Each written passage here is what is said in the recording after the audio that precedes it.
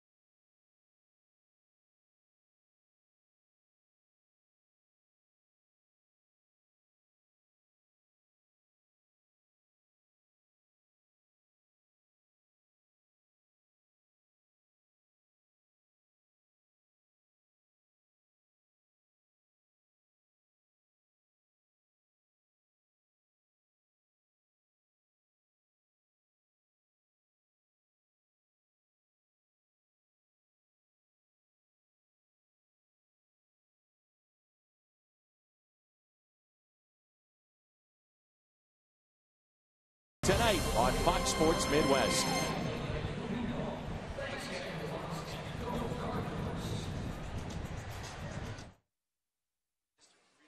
We're just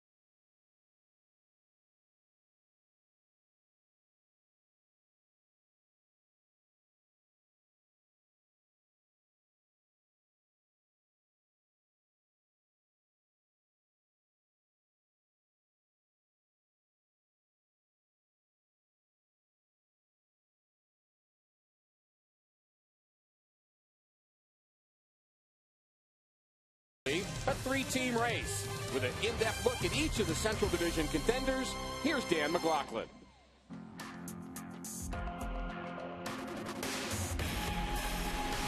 For a team built to play postseason baseball, the St. Louis Cardinals aren't thinking much about October. Mike Matheny's short-term vision of winning each series could prove beneficial as a long-term goal.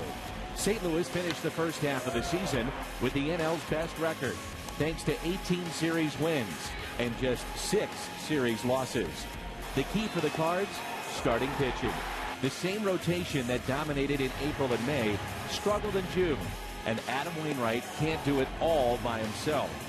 Shelby Miller, a leading candidate for Rookie of the Year, has slowed down, making it even more critical for Jake Westbrook and Lance Lynn to step up. The bullpen, entirely rebuilt since spring training, has quietly calmed down. Edward Mujica has transformed into an all-star closer, but can St. Louis make a push for the pennant, relying on this pen? Unproven Redbird rookies. The rest of the team is arguably the deepest in baseball. The lineup features 4 All-Stars, anchored by the best all-around player in baseball, Yadier Molina. This St. Louis lineup leads the league in most categories, thanks to Matt Carpenter's on-base percentage, Carlos Beltran's power, and Alan Craig's astonishing numbers with runners on and 2 outs. 5 of the last 6 times the Cardinals led the National League in wins at the break, they won the NL pennant. But this Cardinals club will have to hope for good health so their stars can continue to shine. The Pittsburgh Pirates are once again playing great first-half baseball, but they're hoping to avoid what has become something of an annual tradition, entering July near the top of the standings, only to finish the year with more losses than wins. Andrew McCutchen has settled in as the face of the franchise, but he finally has some teammates who are helping him take Pittsburgh to the next level. Pedro Alvarez has harnessed his power. Jeff Locke has one of baseball's lowest ERAs, but it's been the pitching staff more than the offense that has exceeded the expectations so far. The Pittsburgh starters finished the first half with baseball's best ERA. The relievers were the second best in baseball, thanks to all-star closer Jason Grilli. Good pitching is something the Pirates haven't had before, and the combination of talent and depth has the Pirates in a prime position to end their streak of 20 straight losing seasons. It's hard to tell whether or not the Reds are for real. It does appear that defending their second division title in 3 years is going to be much more difficult than originally expected. At the break, the Reds had 53 wins, which would have been first in the West and second in the East, but was third in the Central behind St. Louis and Pittsburgh. Injuries have set the Reds back a bit. Ryan Ludwig and Johnny Cueto have been among those missing action, but Walt Jocketty's club is still one of the deepest in baseball. They do everything well. They get on base. They hit for power. They play solid defense. They have a very strong rotation and a potentially great back end of the bullpen. The Reds haven't quite clicked yet, but when they do, they'll be as dangerous as any team in the league, leading to a dramatic 3-team race to the finish.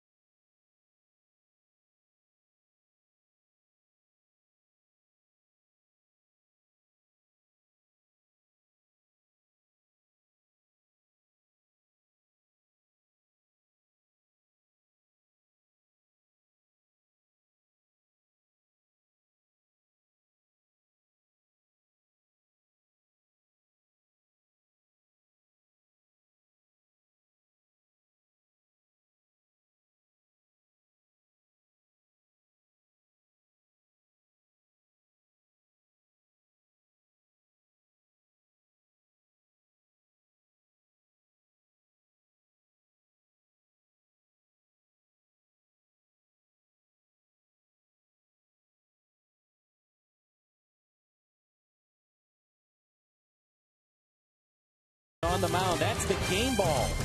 Sit back. Get ready for baseball.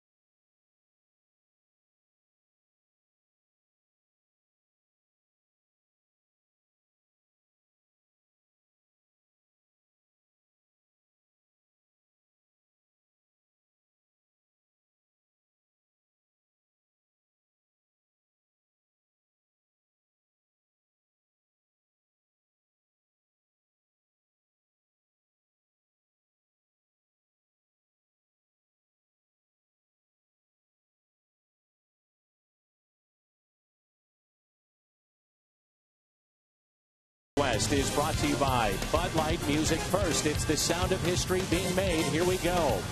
See your Mid-America Chevy dealer or log on to stlchevy.com. Dobbs Tire and Auto Centers, #1 for quality tires and expert auto service. Save big money at Menards on all your home improvement needs. And by Steak and Shake. Steak and Shake, just no equal. Keys to the game, a presentation of Toyota. What do you have, Mr. Horton? Well, golfers know the expression, when you're in trouble, get out of trouble. And I think we bring that up because, of course, the British Open going on now, but it certainly applies to Lance Lynn. He has had trouble with big innings. So when stuff starts to go haywire, he's got to find a way to come up with a big pitch to make that inning not quite so bad. Looking for win number 12, and this is the lineup that he will see. By the way, dark skies, as you can tell, overhead. Cabrera leads it off, the switch hitter. Then Headley, another switch hitter. Carlos Quinton. Yonder Alonso. Jed Jerko. Will Venable, who's been excellent against the Cardinals in his career, and certainly here at Busch Stadium. Alexi Amarista. Nick Hundley. Edinson Volquez, the former Red. Cardinals defensively, it's brought to you by Dobbs. Alan Craig, another start in left field. 4 of the 5 All-Stars, rather 6 All-Stars are in this lineup for the Cardinals. Remember Wainwright, an All-Star. He'll go tomorrow. And the Cardinals closer, Edward Mujica. We saw him late last night. So the numbers on Lance Lynn are presented by Kia. Even ERA. You know about the strikeouts. Opponents hitting .241 against him. What you like best about Lance Lynn is he's used to winning. 11-4 this year. Also a big winner a year ago. An All-Star last year, as you've mentioned. But Lance Lynn has got to kind of get back on track a bit. And I think, again, his big problem has been the big inning. Trying to get that pitch. Doesn't have to be a double play necessarily, but it's got to be a pitch, a strikeout when he needs it. Interesting contrast of styles. Yesterday, sinker ballers. Today, guys that like the strikeouts. There's a look at the newest Cardinal. Congratulations, Brock Peterson. Has he earned this trip to the big leagues? I'd say so. No doubt.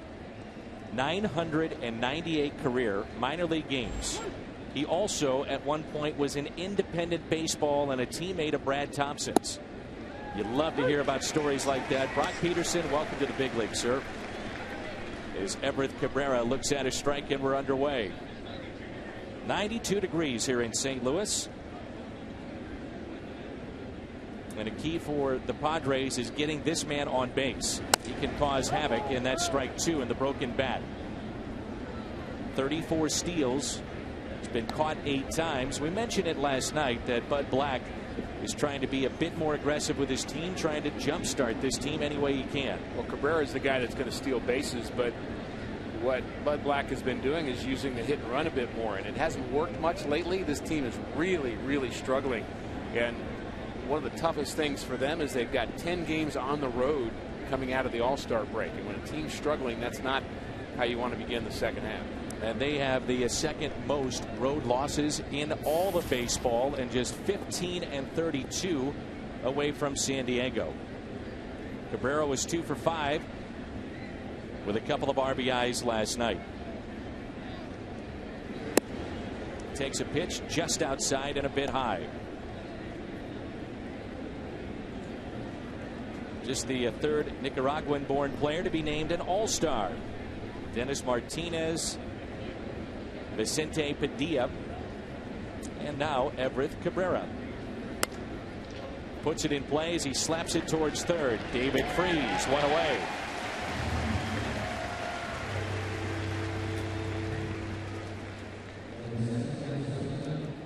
It brings in Chase Headley. Down season for him after what he did a year ago.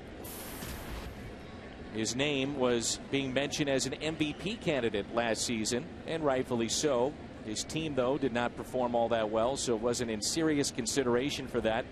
And this year, you just saw the numbers. He's only hitting .232. A couple of hits, though, yesterday, and it seemed as if he was swinging the bat a bit better than the last time we saw him. He's a switch hitter, has good power, good speed, but has not really shown that power much this season. And he slaps it to left, and that's a base hit. So the switch hitter on the first pitch picks up a hit. Last season, the top 5 in the MVP race: Posey, Braun, McCutchen, Molina, and Headley. And what they're doing this season and what they did a year ago. So Buster Posey wins it, and Yadier Molina, in our minds, I would like to speak for you too, Rick. Go right ahead. Wouldn't be the first time. Yadi is the front runner. No, I'd say for sure, and I think the Cardinals winning has a lot to do with that. And that award has really gotten more and more tied to a winning team as time has passed.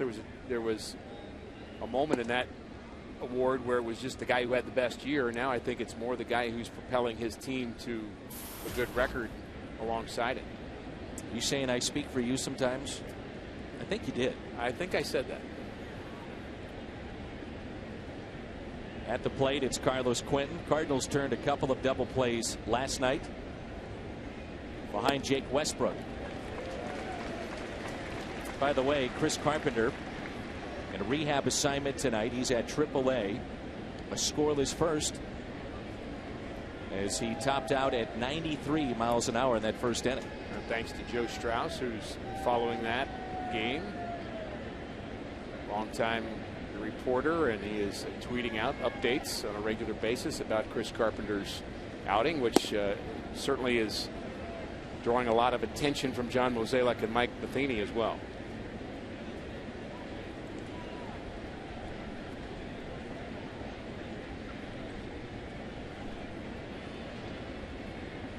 One out, runner at first, and it's 2 balls and 1 strike on Carlos Quentin.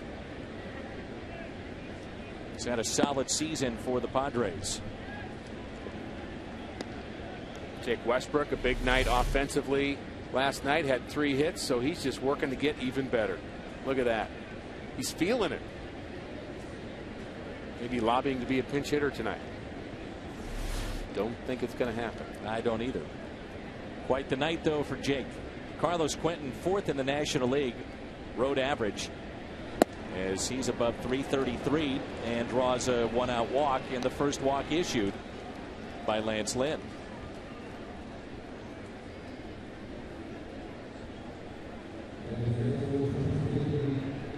Yonder Alonso. So here's what we're talking about with Lance Lynn. How do you avoid having trouble get worse and worse and snowball on you? He's got a couple of guys aboard here in the first inning.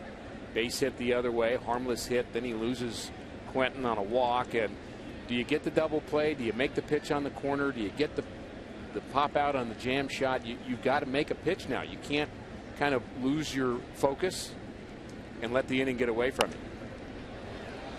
Popped up. Yadi gives it a look, and it's out of play. Alonso 2 for 5 with an RBI last night. He was part of the Matt Latos deal. 26-year-old from Cuba. He was buried behind Joey Votto in their system. Walt Jocketty even tried him in left field. Really struggled there. Spent 3 years at the University of Miami and the 7th overall pick by Cincinnati back in 2008.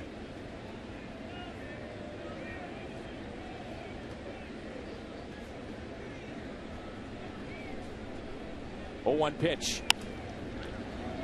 In the air, left side. Long way to go. That's Descalso. Makes the play in foul territory. And Lance Lynn covering the bag at third as Freese was chasing after that pop-up as well. So Lance Lynn able to get the out he needed with a runner in scoring position, and he does it with a pitch up on the inner half against the left-hander. A nice play by Descalso. Just in foul territory, and it might surprise you, Dan, to hear me say this name, but when I think about Cardinal pitchers who are really good at pitching out of jams and could make good pitches when they needed to, I'm not talking about the best Cardinal pitcher ever, but a guy who was really good at that was Jeff Suppan. I found him almost magical with runners on base, and he did give up a lot of hits. He walked a lot of guys, but he had a way of making the pitch that he needed to make with runners in scoring position. There's Jed Jerko, and that's a breaking ball that just spins up there. And what you're talking about, Rick, is a guy that can be a pitch maker and change speeds and locate. And when Suppan got in trouble, many times he was able to do that. And some pitchers, when they get in trouble, they resort to throwing and they stop pitching.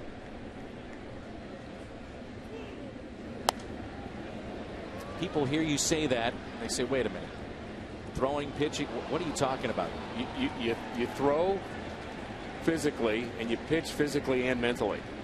And I think what happens is frustration builds, or you get overly amped up and you just kind of air it out. Just throw it harder and try to throw it nastier without necessarily thinking through what the objective is. And so you really have to slow the game down a bit when you get runners in scoring position.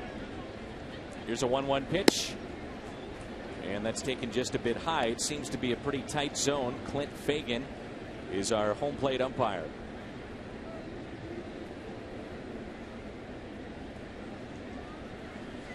Cardinals will have Adam Wainwright pitching tomorrow.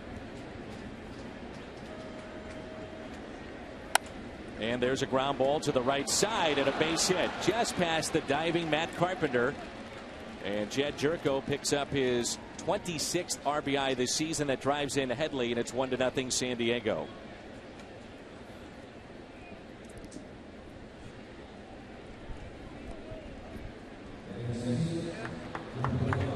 Jerko's been a big find for San Diego, one of the top hitters in the National League. There's the attempt by Matt Carpenter. Our Plaza Tire Service slow-mo replay. Good effort. Just couldn't quite get there. Will Venable, very good numbers against the Cardinals and good numbers against Lance Lynn. 3 for 4 in his career against the Cardinals righty.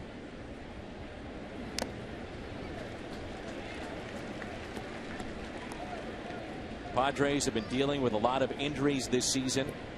Kyle Blanks, the big man that can play first base or the outfield. Cameron Maben. So it's a banged up club and a club that has not produced.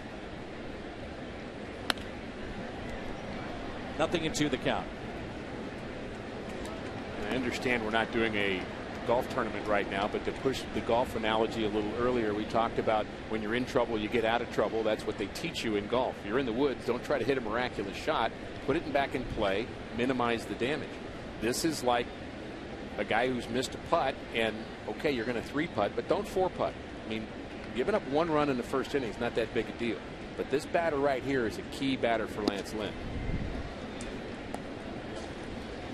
I thought a key in the game last night, and it could have been a big inning for San Diego, but Westbrook was able to get a double play that was turned by Cosma, and it really turned the complexion of the game. No question.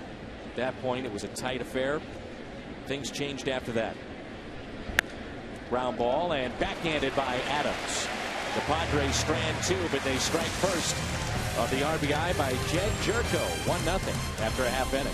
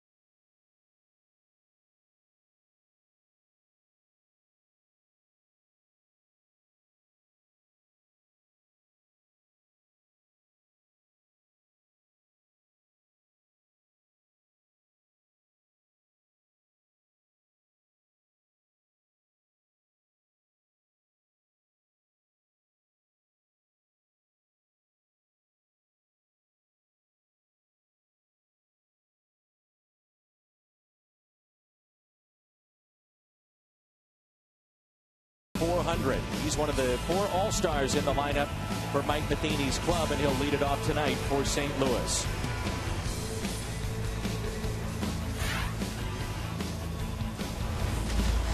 Let's meet the Padres defensively. It's brought to you by Dobbs.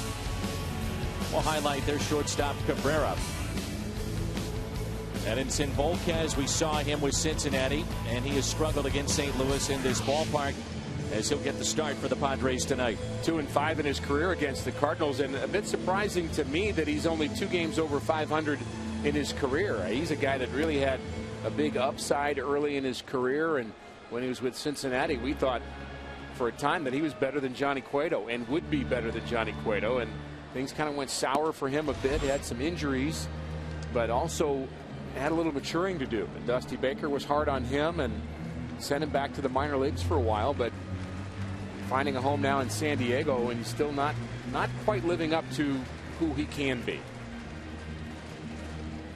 Cardinals against San Diego. Last 20 games at Busch Stadium, the Cardinals have owned this series, winning 17 of the 20 meetings.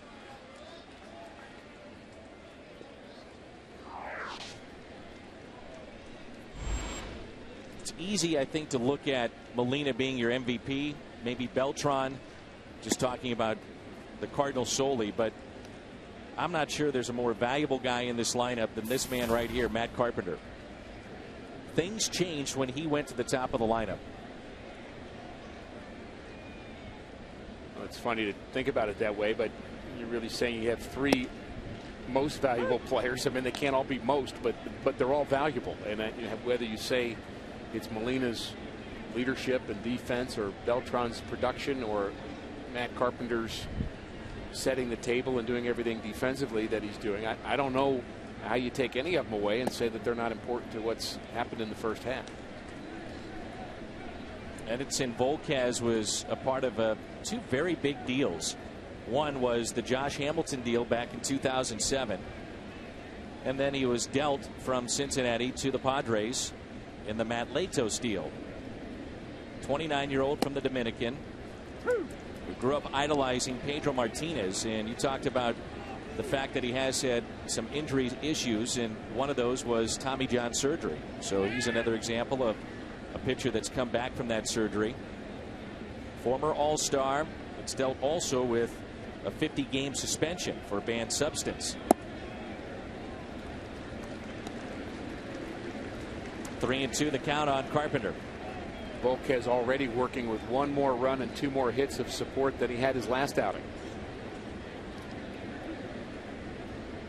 Ran up against Tim Lincecum with the Giants. As Carpenter skies one out to left field. Carlos Quentin over and makes the catch right in front of Red Shandy's. And it's his night.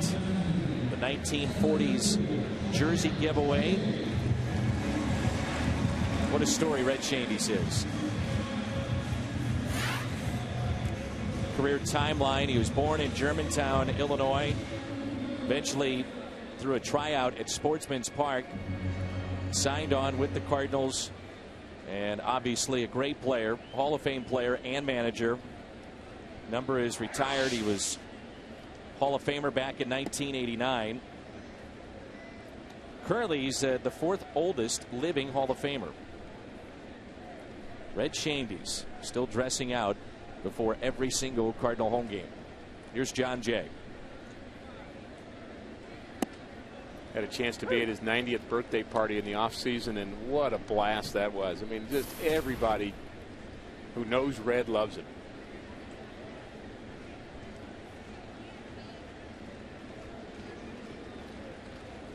Here's a 1-1 pitch to Jay. Rick, it was about, I'd say 8 or 9 years ago, so he was past 80 years of age. Mike Shannon, myself, Red Shandy's go out to play golf. We're in Houston. He had made that trip, and it is blistering hot. Red holds a golf club not with the grip like a current golfer would, interlocking the index and the pinky fingers. As Jay shoots it foul, he grabs it like a baseball bat. Right. And so he's probably, I guess, 82 at the time. And he played the first 9. He said, I'm just going to ride on the second 9. We get to 18. He says, I want to hit one. We said, sure, of course, whatever you want to do. Steps up to the box and hits it close to 300 yards right down the middle at the age of 82. Big forearms and still a very good golfer. What a pleasure it always has been to visit with Red. And he'll stop in our booth occasionally. He'll go over on the radio side. Sometimes he's sitting with John Mozeliak, but there is not a better human being that has worn that uniform than Red Shandy's. What a neat man. We all know people that have the ability to teach and make great statements with simple phrases and kind of short words. He's one of those men that has a lot of wisdom. A breaking ball, and Jay swings through it, strikes out, first of the night. Best curveball we've seen either side tonight right here. Good to go straight down, and it was a sharp break from Volquez, and been kind of searching for that in the first 2 batters here. He didn't really look sharp at all to Matt Carpenter. Came back to get it, but could be a good sign for him.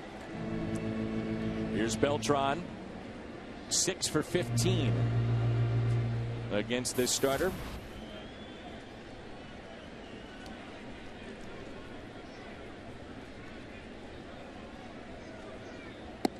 And Beltran picked up a pair of RBIs last night. His total up to 55.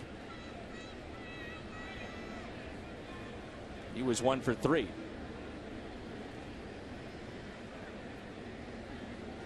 We saw it last night. Amarista, the center fielder, playing him extremely to pull.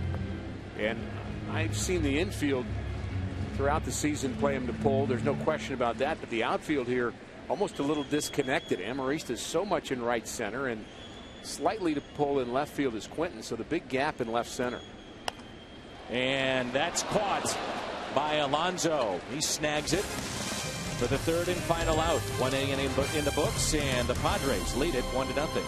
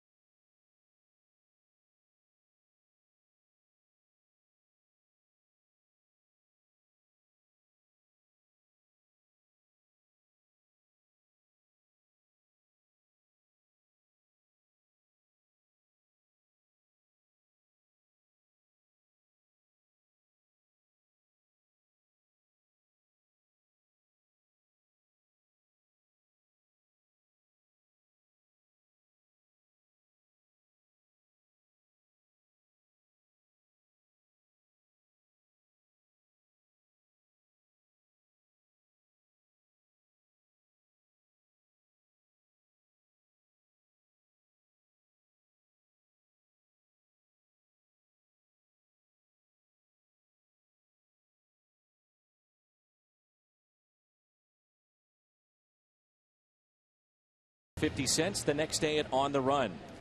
That's only at Mobile On the Run. Here's a look at that jersey giveaway from tonight. They were lined up early here at the ballpark. I was here around 1:30, 2 o'clock, and there were people that were lined up outside to take home that jersey. The Red Shandies 1940 jersey giveaway. Alexi Amarista at 7, 8, and 9 in this lineup for the Padres. Nick Hundley on deck, and then we'll see the pitcher Edinson Volquez. 1-0 San Diego on the RBI by Jed Jerko, and there's a strike. You were talking about Amarista defensively, where he was playing with Carlos Beltran. We see now more than ever shifts that are employed in Major League Baseball because of the video and all the studying of the numbers.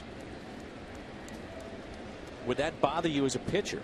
You know, you're trying to pitch to where your defense may be, and all of a sudden you're asked to maybe pitch inside, so he pulls it to that direction, whatever the case may be. Keith Hernandez hit a bullet right over my head.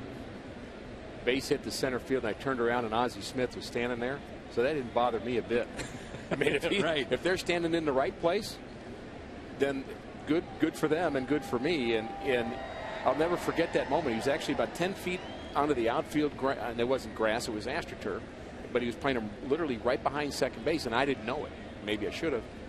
But I think it all comes down to the results. If players are not over shifting, which I think can also happen, you see the video or you look at the tendencies, you overshift, and then you don't leave room for the player to make an adjustment and hit the ball the other way because you're not there, then you've maybe made a mistake. But I think teams have really gotten that down to a science, and the better teams are better at it.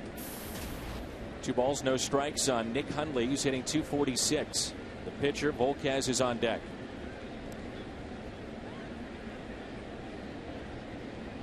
Kind of remember turning around and say, Ozzie, what are you doing there? Happy he was, though, right? Very happy he was. Keith wasn't. I can only imagine his reaction to that. 3-0 on the 8th place hitter, and Lance Lynn is struggling to find the strike zone.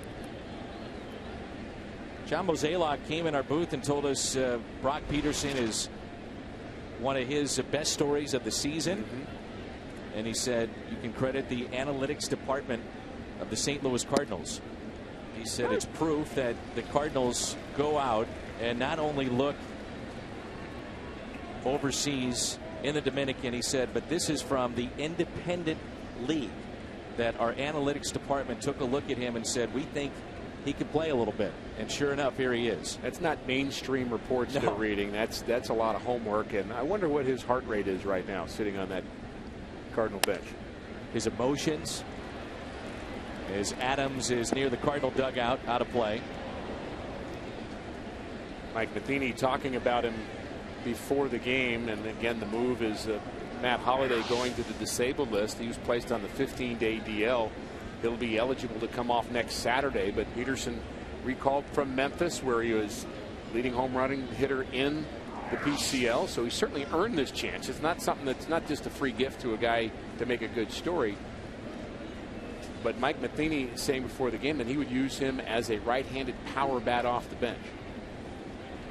And in particular against left-handed pitching too. He has destroyed left-handed pitching. .341 average against lefties at AAA. Again, a 49th round pick, 2002 by the Twins. Nearly 1,000 career minor league games, 165 independent league games, and leading the PCL with 22 home runs. And from independent baseball to this sea of red tonight, welcome to the big leagues. You love stories like that. That's what makes this game so great.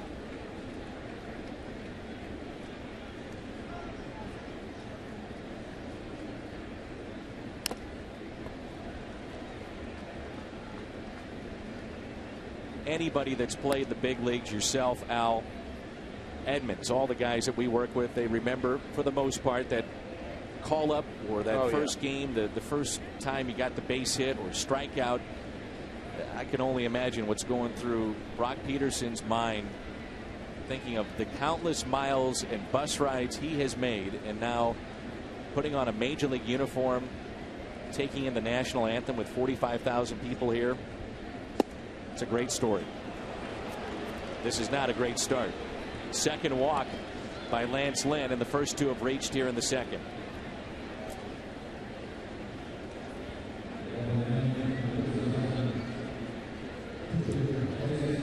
Clearly a bunting situation for Edinson Volquez. 160 hitter on the season. He does have a home run.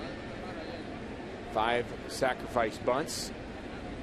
His goal will be to try to bunt this ball to David Freese, get him to make the play. The Cardinals tend to be aggressive defending the bunt. I don't think they'll be as aggressive with Matt Adams at first base as we've seen in the past.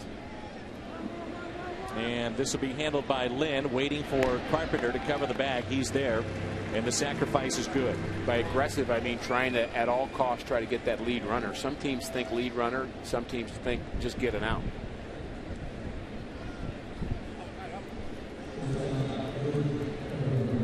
Replay brought to you by Plaza Tire Service, and the sacrifice by Volquez. Keeps the bat angle high. He doesn't drop the head of the bat, which is a mistake a lot of people make bunting, and kind of deadens it. A lot of high fives.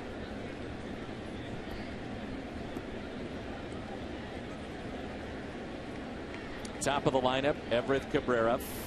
Grounded out to third, first time up. The corners are in, runners at second and third. Outfield is shallow, and the first pitch is taken for a ball.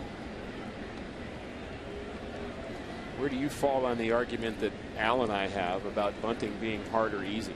We argue on that subject. I say it's hard. He says I think it's hard. So you agree with me? Well, I definitely am not going to agree with Al. So it's not that you agree with me, you're just disagreeing with Al. I see. Yeah, a little bit of both. No, I think it's hard. Put it this way, when you've got a guy, and let's just say Segrist or Rosenthal is coming into the game, and you're asked to bunt against guys that are throwing 95 to 100 miles an hour, I don't care if it's straight, it's still hard to do. And especially for a pitcher that is maybe asked to do that once or twice every 5 days, not an easy thing to do. This is slicing towards a line, and it's out of play. And oh, by the way, most of the guys at this level sink it, move it, and even Mike Matheny is saying, I got to get my work in too. It's Jamie Pogue, who is the bullpen catcher and one of the coaches for the Cardinals. See, it's not that easy. See, look, that ball's sinking. Now, is he testing out the machine, or is he really working on his bunting? Nicely done. Good form. He still got it.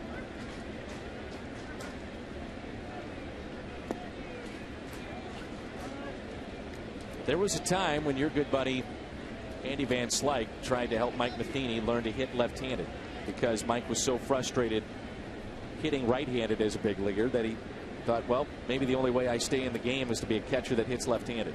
Spent a whole winter working together, and Andy believed that Mike could have made some strides in that, and that he had certainly some potential to be a good switch hitter. A 3-1 delivery here to Cabrera. Count runs full again. Cardinals infield, by the way, is back, and you wonder whether they might sneak in with a 3-2 count now on Cabrera. With just one out, they're conceding the run here. Lance Lynn has had trouble throwing strikes. You do have good speed at third base, so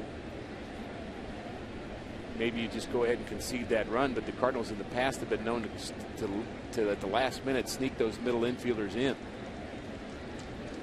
Beltran very deep in right field, as the center fielder Jay and Craig in left fairly shallow, and Beltran in right fairly deep. One of the problems with the runner at second base, though, is if you play in and you allow a hit that wouldn't have been a hit, you're giving up 2 runs.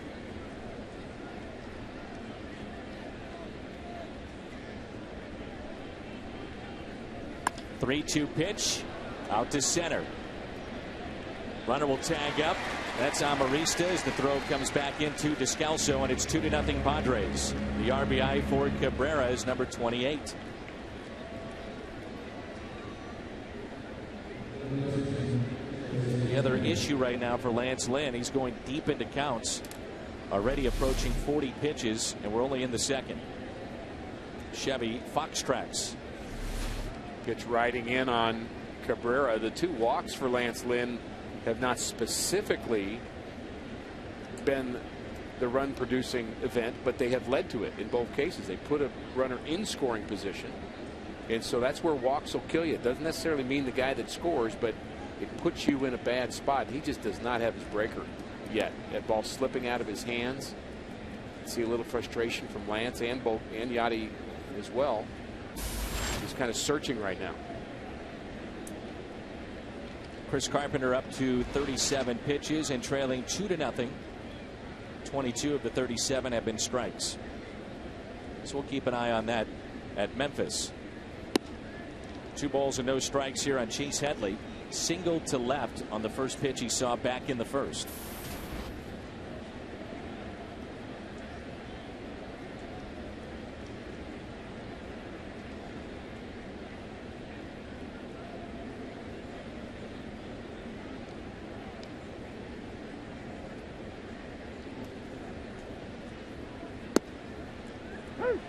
Much better breaking pitch there, a little sharper.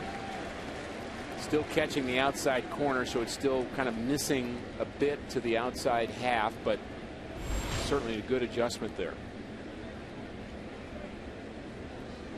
Not a good ratio yet for Lance. Still time to find it. 2-2.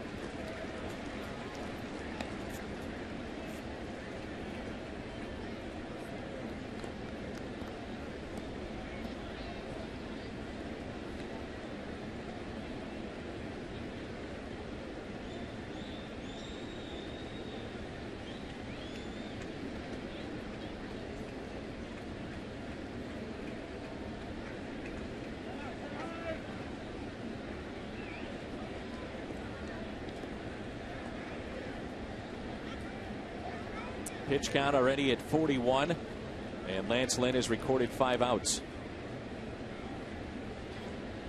Outfield is straight away for Chase Headley. Runner at second base.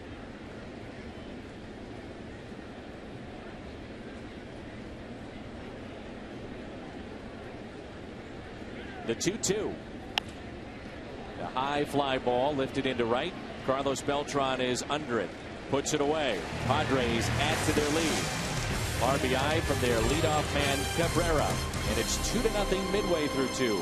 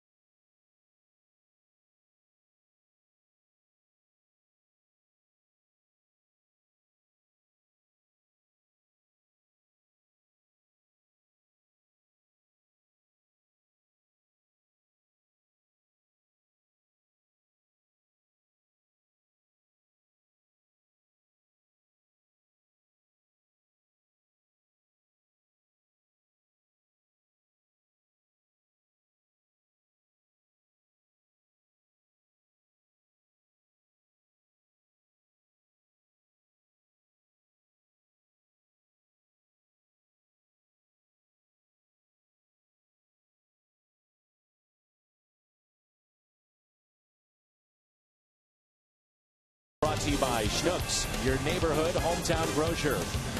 Go big at a Jack in the Box near you with Jack's new Big Stack Burger. And by 5-Hour Energy Shots. Beautiful night for baseball here in the Gateway City. See the construction of Ballpark Village there, bottom right portion of your screen. What a crowd we have here tonight as Alan Craig digs in for the first time. Another game we'll keep an eye on is Pittsburgh and Cincinnati. The Reds with a 4-3 lead over the Pirates. That's in the 6th inning. Good matchup there. A.J. Burnett, Matt Latos, Jones, and McCutchen have homered in that ball game. And really, we find out more about the Pirates here in the first 14 games out of the break. You look at their schedule: 3 at Cincinnati, 4 at Washington, 3 at Miami, and then they'll have 5 at home against St. Louis. So if it's not in the back of their fans' minds, which I'm sure it is, are we going to have another collapse? They may find out here in late July, early August, just how good they are. You mentioned they're playing the Nationals. We're going to find out something about the Nationals, too. That's a team that could go south or go north in the second half.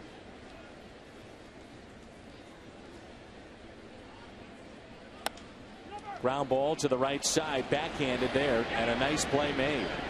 Yonder Alonso.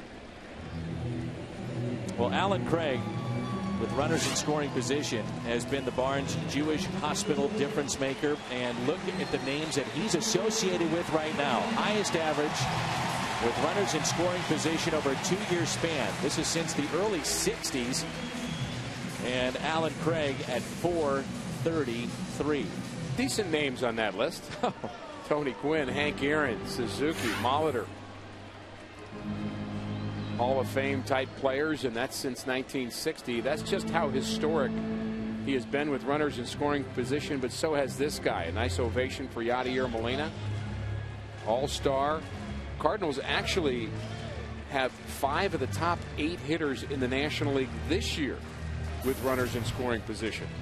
Craig, Beltran, Carpenter, Molina, and Matt Holliday all on that list. Last 3 games, the Cardinals have 47 hits. 47 in the last 3 games. And batting over 400 in that time. It's a couple of games against Chicago, and then last night, as Yadi didn't like that call. Strike 1.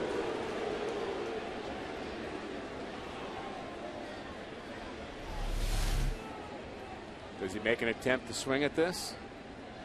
It's all about intent. Big gap in left center for Molina. 1 ball, 1 strike.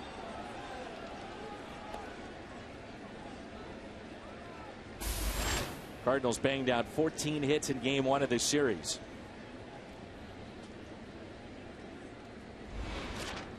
Yadi was 1 for 3 last night.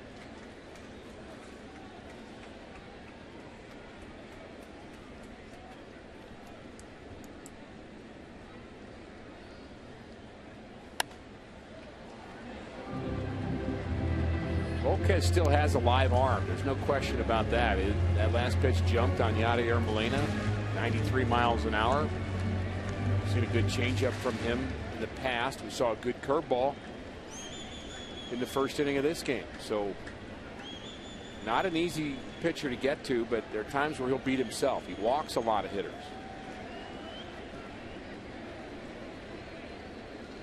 Here's a 1-2. So you wonder if the Cardinals will be patient enough, Dan, to let Volquez walk them. And the Cardinals are good at that, but there are a few hitters in this lineup. You think of Beltran as an example, and even Yadi, who like to swing early in a count. They're not afraid to swing at that first pitch.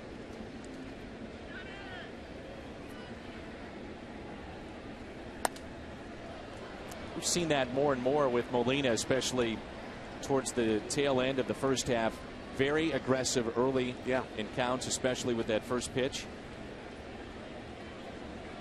It's amazing, though. We were talking about it earlier, how teams will get a book on a player, where they position him. Well, they'll get a book on that, too, and all of a sudden they'll start wasting that first pitch to see if he'll chase. Reminds me of one of my favorite lines ever in a clubhouse meeting. It was Joaquin Andujar. He's talking about Manny Trio. I've told this story many times before, but he said it. He said Manny Trio never swings at the first pitch, but if he does, watch out. And Whitey said to Joaquin, now how are we going to use that piece of information? Joaquin, I'll never forget that. I laughed so hard. Joaquin was a great teammate. 3-2 pitch, and Molina hits it towards short, backhanded by Cabrera. The long throw, and he makes the play. That's 5 up, 5 down. Cardinals present Star Wars Night, and that'll be August 7th. So you purchase a special themed ticket, you'll get a limited edition Star Wars t-shirt, features Fred Bird and Darth Vader. Have to buy your tickets at cardinals.com/theme.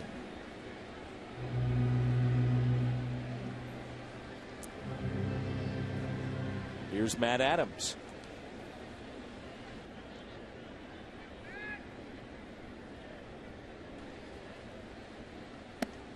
Star Wars night coming up. A Nelly night coming up. Also tickets remaining for the Cubs series.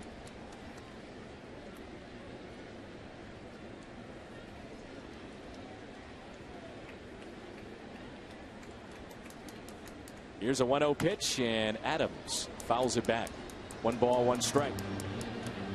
Did your Twitter account get lit up last night after you proclaimed your fascination and fanhood for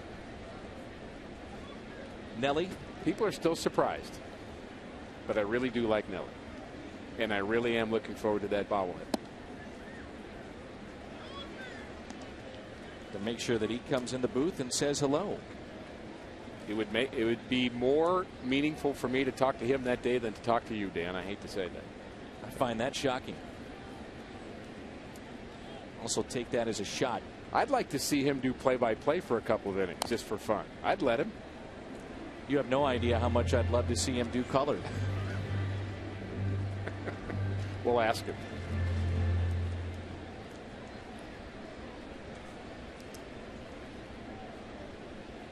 Always supporting one another. Rick Horton, Dan McLaughlin here in the booth. Here's a 2-2 pitch to Matt Adams with 2 outs. Good to see Matt Adams getting some extended playing time. You don't want to see Matt Holliday not in the lineup, obviously, but a lot of at-bats of late for Matt Adams, and he really deserves to play. He's had a lot of production. One of the Cardinals over 300 still, 7 homers, 26 RBIs. You wonder what those numbers would be over 162 games of playing every day. Had the shift on, and Headley, the third baseman, makes that play. So 6 up, 6 down to start this game for Edinson Volquez.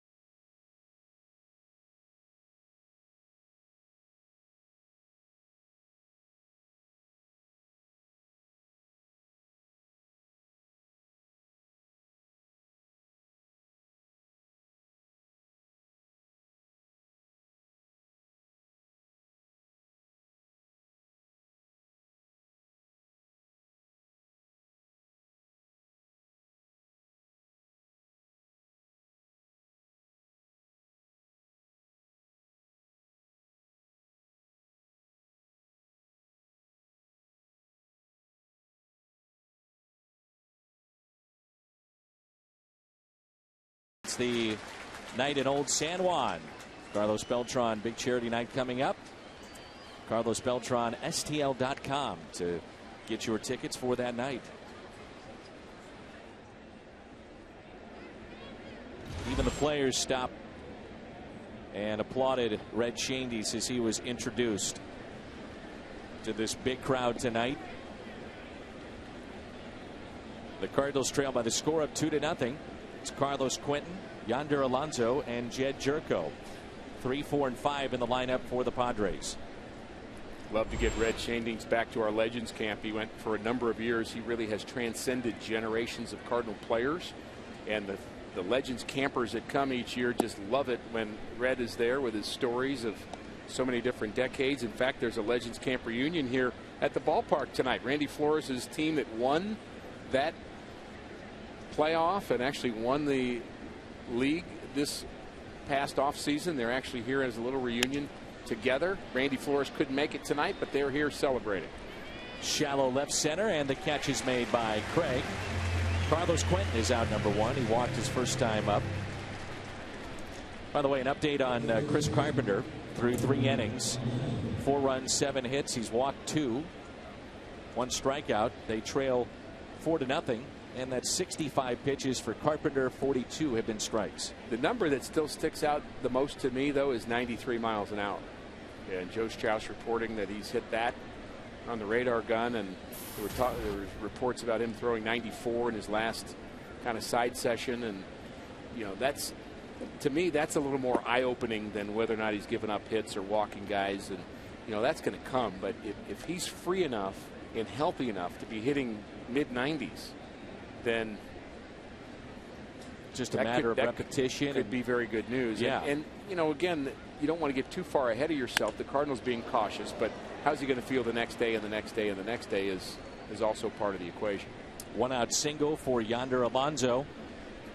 1 for 2 tonight, and it brings in Jed Jerko.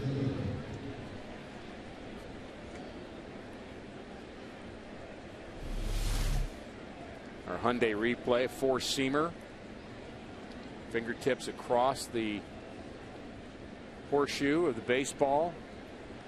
And quick reactions to get out of the way.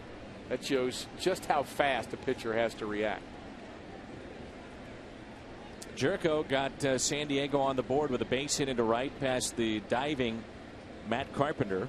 Drove in Chase Headley with the game's first run, and that's a nasty breaking ball there from Lynn. Arguably the best we've seen from him tonight.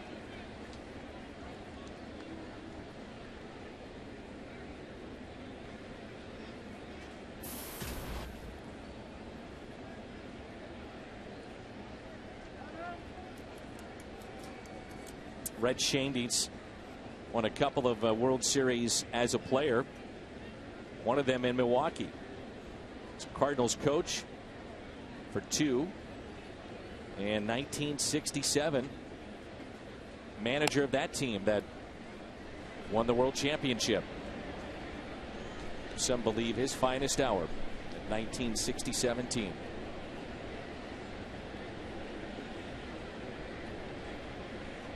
Nothing in 2, the count.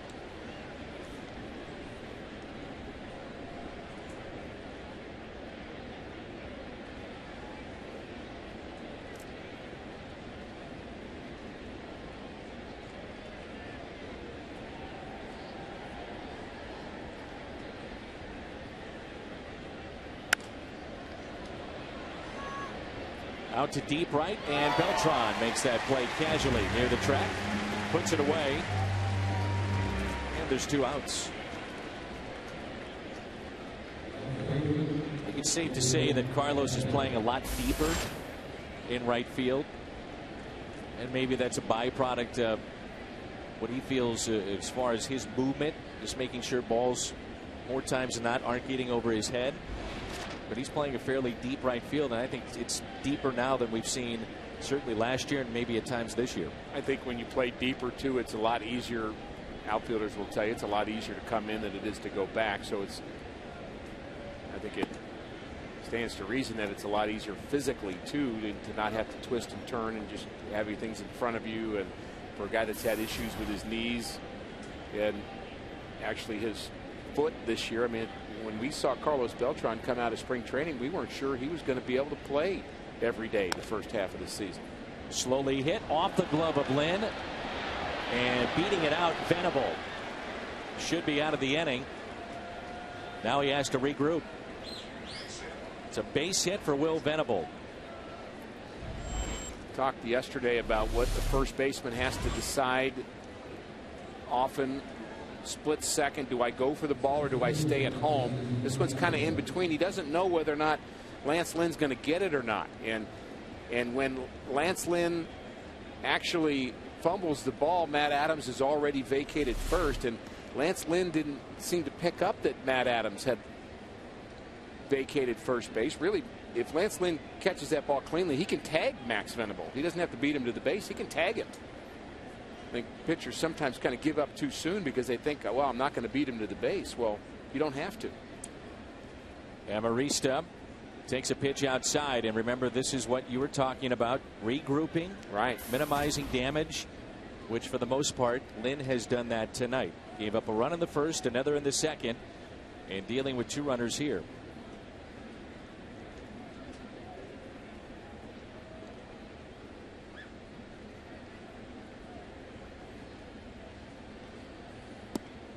Jason Marquis had a sloppy game against the Cardinals in San Diego, Dan, and it was one of those games where Marquis just was not on, but he was minimizing the damage. And you know, he gave up a run here and a run there and a run there, and the next thing you know, the Padres kind of erupt, and he ends up being the winning pitcher in a game where he hasn't pitched very well because he's given his team a chance. And that's really what Lance Lynn needs to do right now. Keep it close. Here's a 2-0 pitch, and looked to be a changeup. Had him out in front, 2-1.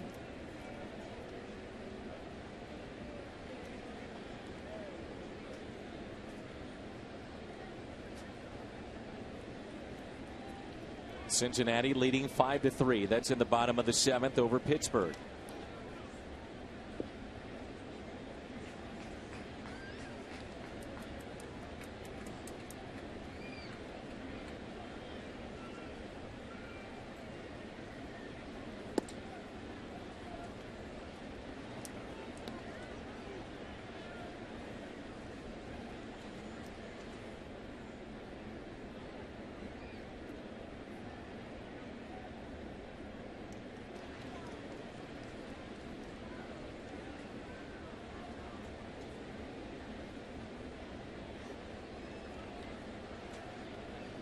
A 3-1 pitch on its way, and he walked him.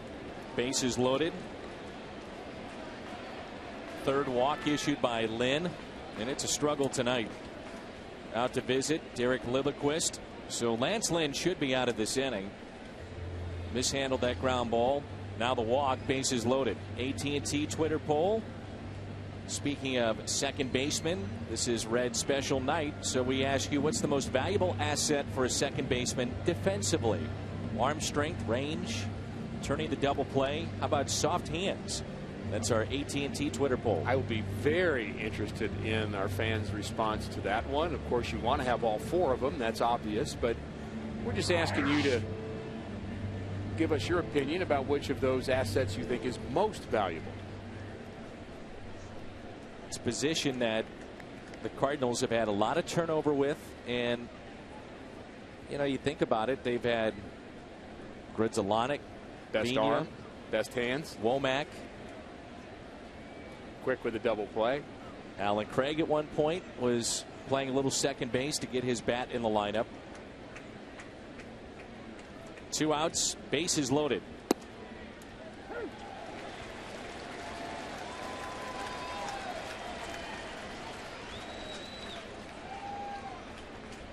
Nick Hundley walked his first time up.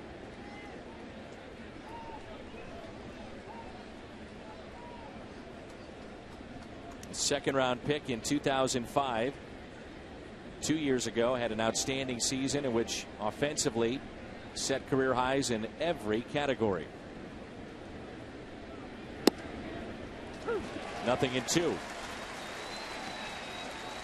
So if you're Lance Lynn, are you going to give your team a chance to be a couple of gappers away from being in this game, or are you going to make it a 4-run game where your team has a big uphill battle? Exactly what we're talking about with the outings of Lance Lynn and how important this particular batter is in this inning.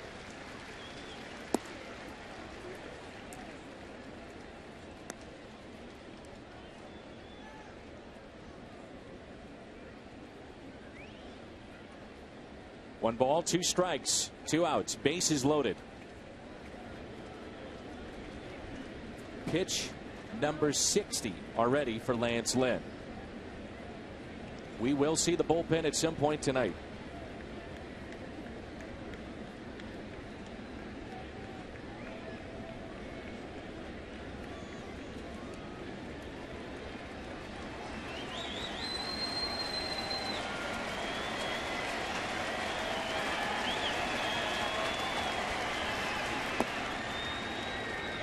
Just looking at the face of Mike Matheny, you can see he is not happy one bit. It has been a very slow, arduous pace to the game in terms of how Lance Lynn has performed tonight. He has walked 3,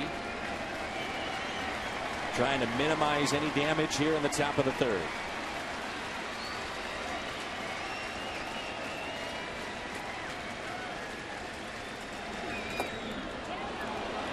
And a run will score. Wild pitch by Lynn, and it's 3-0 San Diego. Well, a run scores. Now you have first base open and the pitcher on deck if they elect to go in that direction.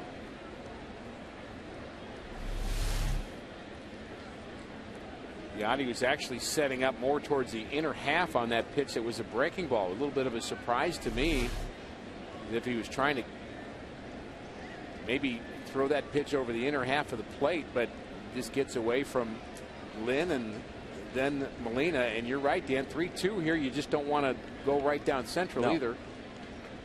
All of a sudden, then it's 5-0. That's it out of play. You know, the other side of that, though, is you got a pitcher on deck. You got a pitcher that's struggling to throw strikes, and you're thinking, I'm not that confident about his ability to go out there and not walk even the pitcher. So maybe give him a shot at getting this batter out. He's hitting just 246. Make a case both ways.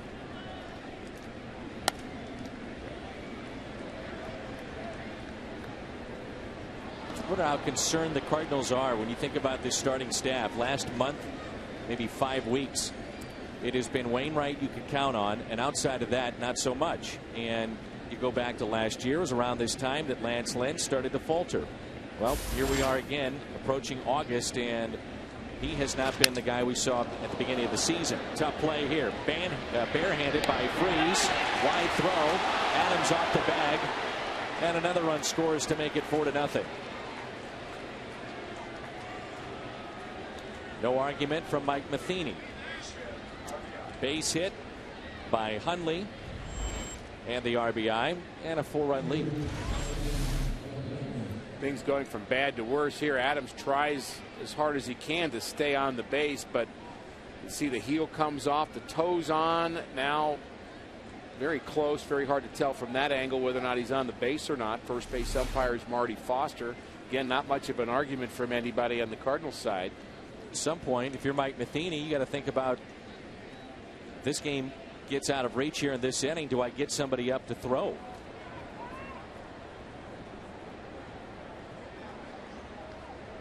And right as I say that, somebody starts to throw. Right-hander in the pen for the Cardinals. A lot happening on that play. Good attempt by David Freese to throw out Hundley, but some nifty base running by Amarista as well to avoid the bat on his way to third base.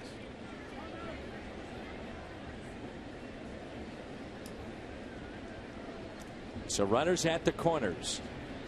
That's Joe Kelly. So we talked about the possibility of this being a 2-0, or is it ballooned and become a tougher hill to climb? And that's what the Cardinals are facing right now, because Lance Lynn was not able to finish off the Padres here in the third.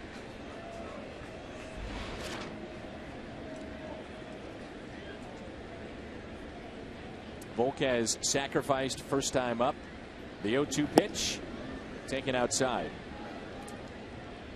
The velocity has been fine from Lance Lynn tonight. That's not the issue. His curveball, as you have alluded to, it's been suspect at best.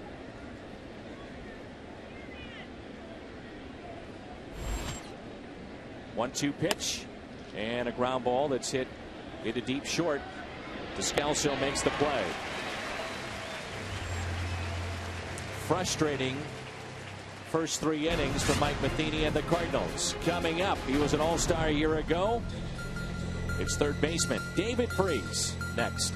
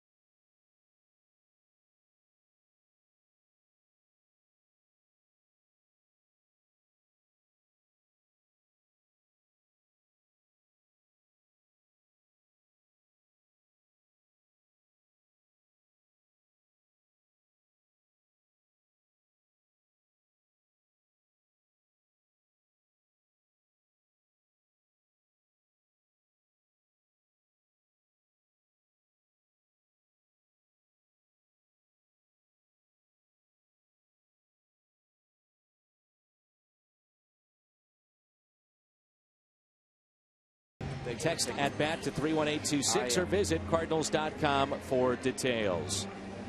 We're at Busch Stadium in St. Louis, and the Cardinals trail in this ball game 4-0. And Edinson Volquez, who made the final out the top half of this inning, hustling down the line, taking his time. The hardest he's had to work tonight. Hit the ground ball to short. So he's going to complete his warm-up tosses and will be set to go with Freese, Descalso, and Lynn due up.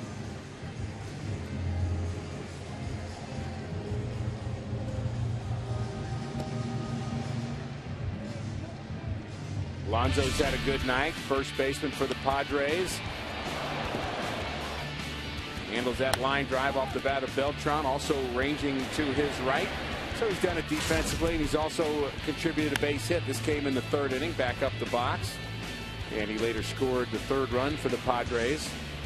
And he got him going in that 2-run 3rd inning. And Lance Lynn just not sharp so far. And, you know, Dan, I think folks watching might think, boy, he looks like he's nibbling. It looks like he's just trying to hit corners. But I think there are times where a pitcher is just kind of lost with his command, that's where it's ending up. But that's not necessarily where he's aiming. I mean, he's trying to throw the ball down the middle, and he just can't get the right release point. The final update on Carpenter: 3 1/3, 4 runs, 9 hits, walked 2, 2 strikeouts, 74 pitches, 49 were strikes. So he's now out of the game, and I'm always interested to hear what he has to say after this starts that he's making here on these rehab assignments to see how he feels. And as you mentioned, very important to find out how he feels tomorrow. No question. Tomorrow and actually the next day too, because that's the day you pick up the baseball again and you start to throw your bullpen. We saw Shelby Miller in our open throwing his bullpen today, and that's a pretty good barometer on how you recover from throwing 70 or more pitches, how you feel 2 days later. Here's David Freese. He's hitting .271, 5 home runs, and he has driven in 30.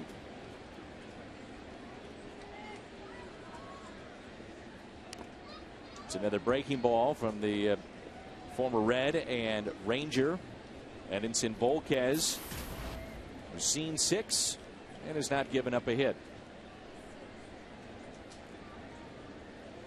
Top of the 8th, Cincinnati leading Pittsburgh 5-3.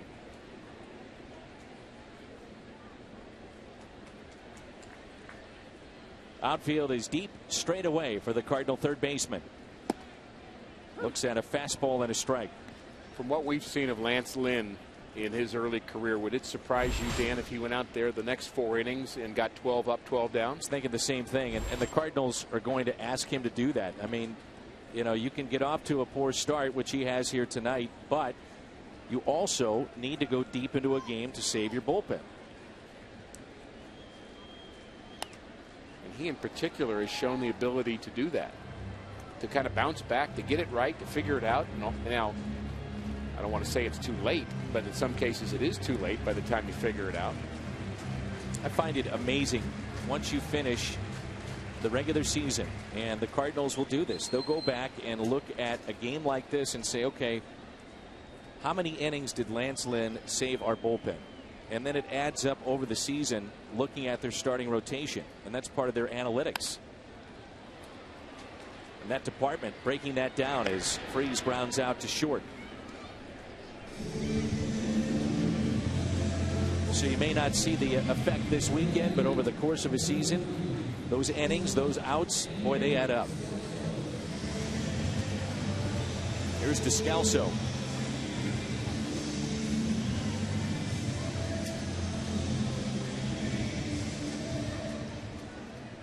He's hitting .355 against San Diego in his career. The California native.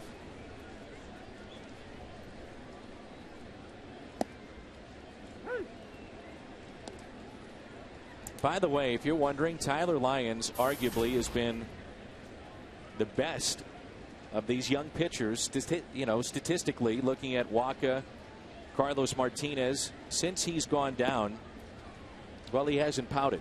Let's put it that way. 5 starts since being set back down to Memphis.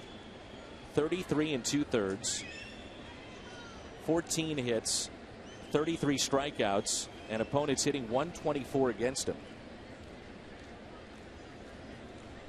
And that's not too shabby at all for Tyler Lyons, who did make a start against San Diego. As Descalso shoots one into left center, but the catch is made. Carlos Quentin with the play, and there's 2 outs. Another Cardinal that was sent down and then out, Mitchell Boggs, was just recalled to the big leagues today by the Colorado Rockies. Their closer, Betancourt, went on the disabled list, and he was recalled to work at the back end of their bullpen in Colorado. So good for Mitch. Hopefully that'll be something that can get his career back on track. I'm pulling for him. Me too. Lance Lynn, 2 outs, nobody on. Cardinals made a little history last night. Matt Carpenter, 3 hits, 3 RBIs. Westbrook, 3 hits of his own, picked up the win. First time in more than 80 years that a Cardinals leadoff hitter registered 3 or more hits and at least 3 RBIs. And the starting pitcher also picked up 3 hits and a win in the same game. Over 80 years that hadn't happened.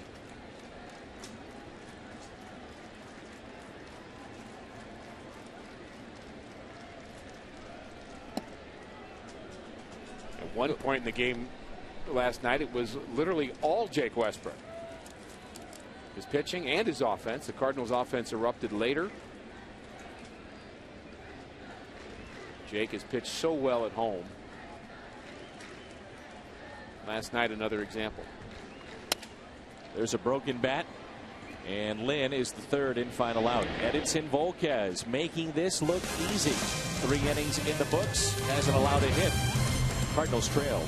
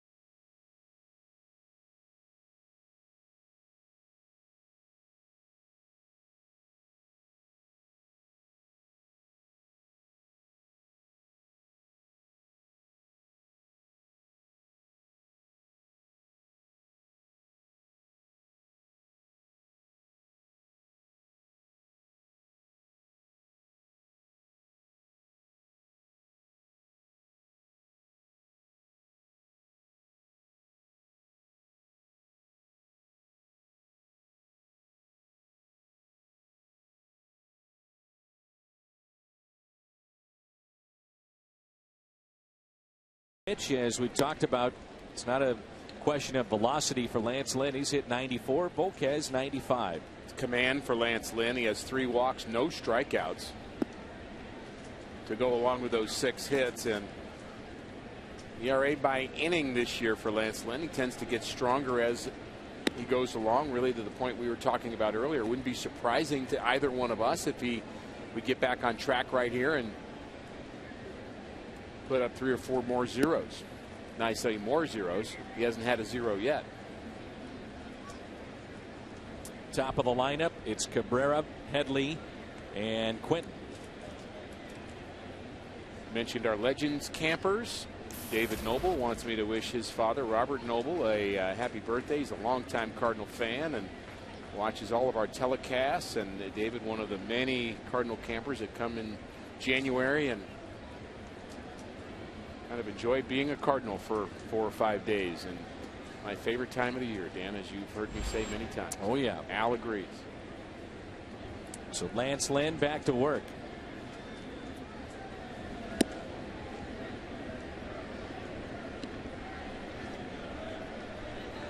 First round pick by the Cardinals in 2008. He was a power pitcher at Ole Miss. 2007, he had the single season strikeout record, career strikeout record at Ole Miss. So it's not like he hasn't seen workload before and try to carry a staff, because that's what they expected of him when the Cardinals drafted Lance Lynn. They thought he'd be a guy that would go deep into games and be a power pitcher. Initially in the minor leagues wasn't, but has changed. He's having trouble with strike 1 tonight.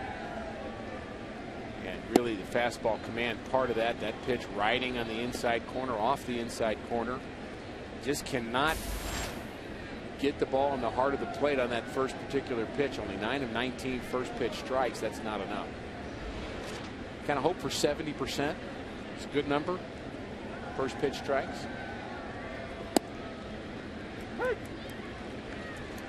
Cabrera has grounded out. Also a sac fly, RBI back in the second inning.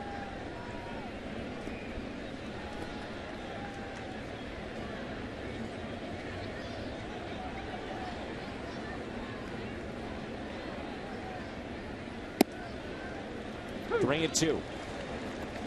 So far this inning, Lance a little bit more direct towards home plate. We see him at times kind of top spinning a bit and maybe falling off to the first base side because his arm angle drops and his front shoulder flies out, and it's all easier said than done. But the more a pitcher can go straight at home, the better off he is throwing strikes. And he comes back to get the leadoff man. John Jay puts it away. Thursday night, we'll present our annual This One's For You broadcast for troops and their families. More than 350 family members and friends of the Missouri National Guard Air Attack Battalion will be at Busch Stadium. We're looking forward to that, and that'll be this Thursday.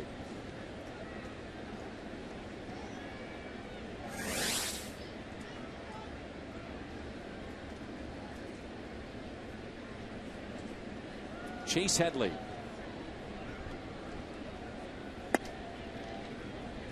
Think about the third baseman at one point the Padres had in their system, including David Freese, Sean Burrows, Kevin Kuzminoff, and this young man, Chase Headley. From Fountain, Colorado. He skies one into center field for out number 2.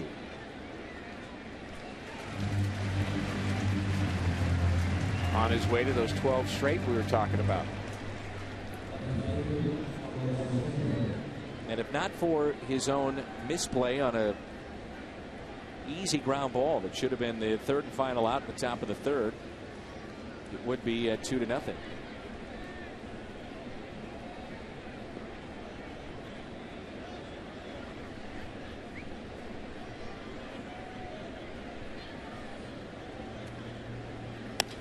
Carlos Quinton on the first pitch. Fly ball left center. John Jay ties a record. Midway through 4-0 San Diego.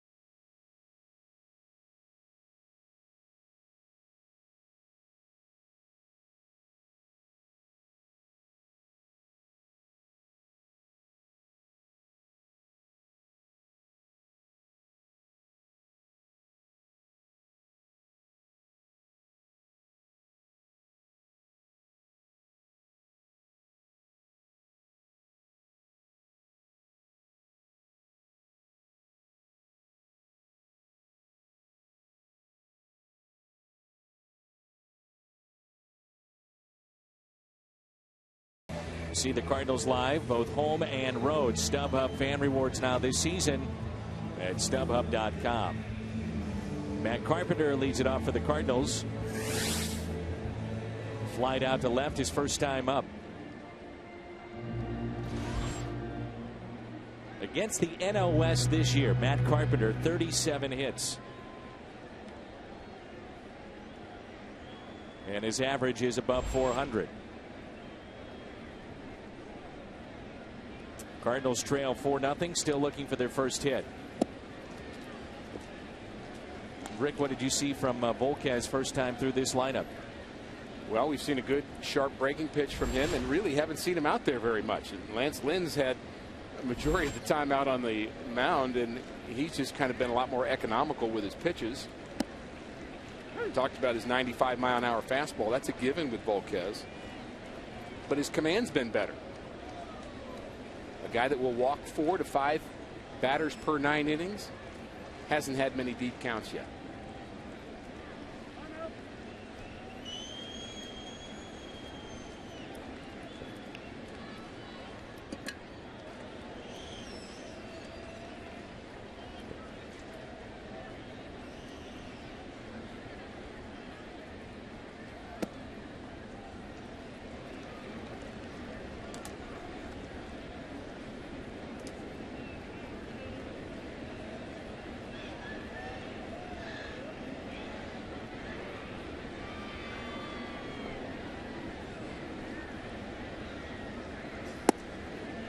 Taken just a bit low.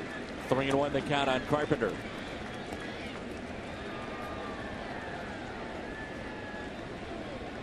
If anybody could work a count, it's Matt Carpenter. Well, if he had a perfect game going, he might be the last guy you want to face. The 3-1 pitch. And that's why. I'd still pick Babe Ruth, but Matt Carpenter would be one of the ones on the list, yes. Among living players. Oh, okay. Missed that part. Well, Stan the Man, Ted Williams, you know. Exactly. All-Stars. Exciting to have so many Cardinals represented at the All-Star game, and what they were able to do here last night. Alan Craig had a couple of hits. Matt Carpenter, we mentioned his big night, but Melina Beltran also contributed, and Edward Mojica picked up his 27th save, so all smiles on those photos, and why not? They were good here last night. They represented the Cardinals in an all-star game that, well, it didn't work out for the National League. And, of course, we know that they count those all-star games, so American League will have home field advantage in the World Series. And think what you might about that particular rule.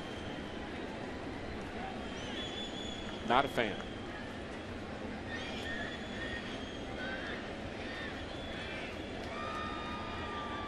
Next year's All-Star game will be in Minnesota. It will count.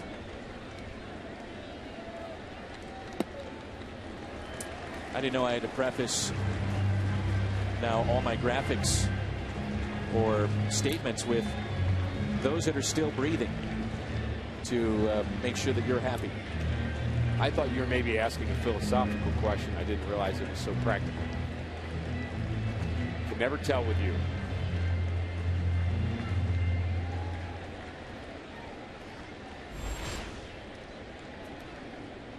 Volquez losing the command a bit here in the 4th inning after 9 straight outs. He walks Carpenter. He's down 2-0 on John Jay, and I would be in favor of taking this pitch right now. I don't think John Jay will, but I would make him throw me a strike.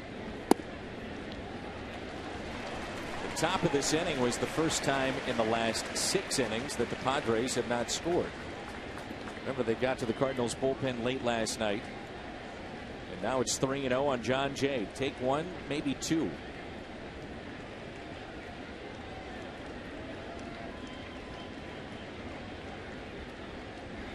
I'm not criticizing our home plate umpire, and I'm not saying he's been bad, but he's certainly not been generous with some pitches that have been close for both pitchers, and certainly hasn't worked out in Lance Lynn's favor. And I think Volquez might have wanted that 2-0 pitch. I mean, they're just missing just barely, but call the zone the way you're supposed to. A 3-1 pitch on its way.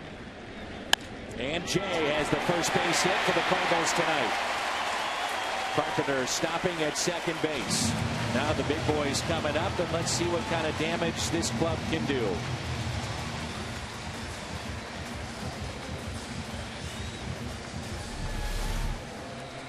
You get ahead in the count, you get pitches like this, right down central. Still got to do something with it. John Jay does. So much easier to hit when you're ahead in the count. And if you're the San Diego Padres, you're still feeling the weight of all the losses they've had in their last 25 games and starting to wonder whether or not they're headed back down that road again. Here's Beltran lined out to the third baseman, first time up. Swings through a very good breaking ball from Edinson Volquez.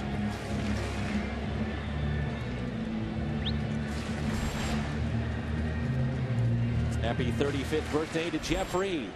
Also congratulations on his upcoming wedding to Jessica Class. So happy birthday to Jeffrey.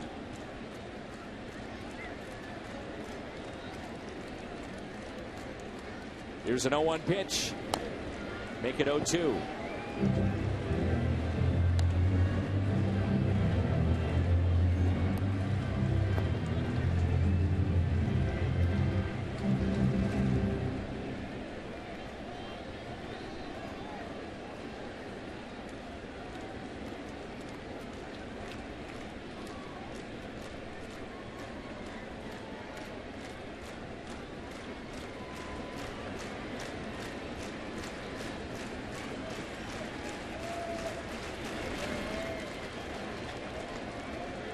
The RBI machine, Alec Craig, is on deck.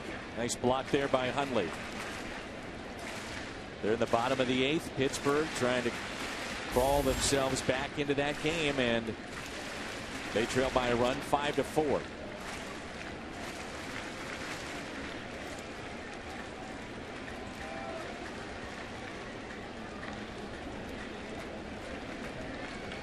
Again, that big gap in left center field for Beltran.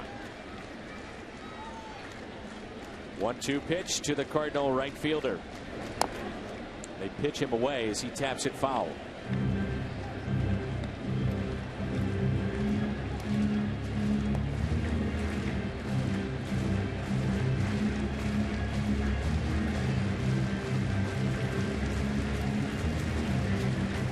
There's that big gap that we're talking about. Amarista playing him extremely to pull in center field. And one thing Volquez has done in this inning, it's got the Cardinal crowd back into this game.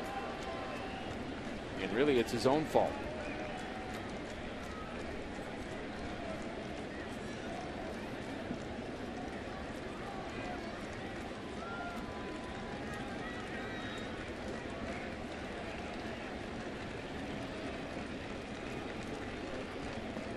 Again going with that breaking ball. 2-2. Just noticed how big that chain is that Volquez is wearing around his neck. That's kind of a throwback, Dan, to players from the late 80s, early 90s. Used to be kind of the standard thing, and then Major League Baseball said that we're not going to let you wear chains that are distracting. We're going to make you either take them off or tuck them in, and evidently they've gone a little lax on that rule. Maybe he borrowed it from Pujols. Here's a 2-2 pitch to Carlos Beltran. Reaching for it. Shallow right, and the catch is made.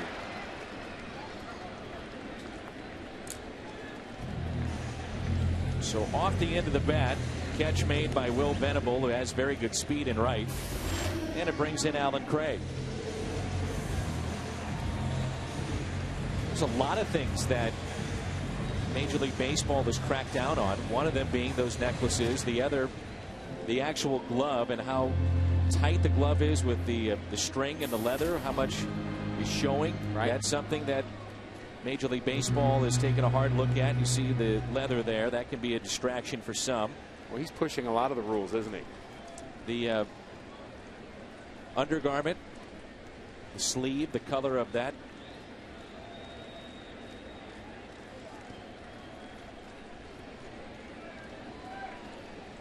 Here's a chance for Craig.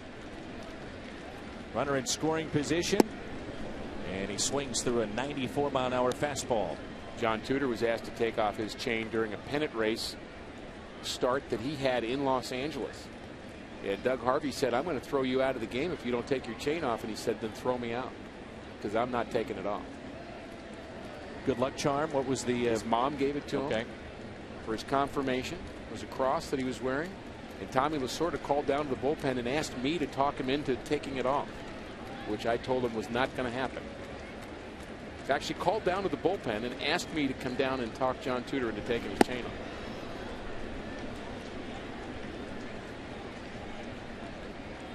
Is that a one-way conversation back at you? No, quite. Well, what happened is Tudor came in and tied a piece of dental floss to the end of his chain and it went actually down lower under his uniform, so you couldn't see it, but he didn't take it off, so he compromised.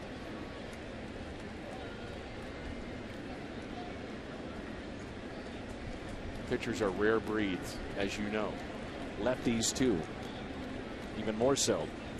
There's an 0-2 pitch. Watch out. And that's over the head of Craig. So now 2 runners in scoring position. You know, we've seen this from Lynn tonight, and now with Volquez a couple of times. You can see the sweat in the jersey, but just lost control of this. You wonder if that's been an issue for him with the hot night, the grip. We talked last night too about post All-Star break, how sometimes guys have trouble with feel and timing, and pitchers, especially relief pitchers, the worst of maybe just kind of losing that feel for your pitch after being off for 3 days. That's an eternity for these guys.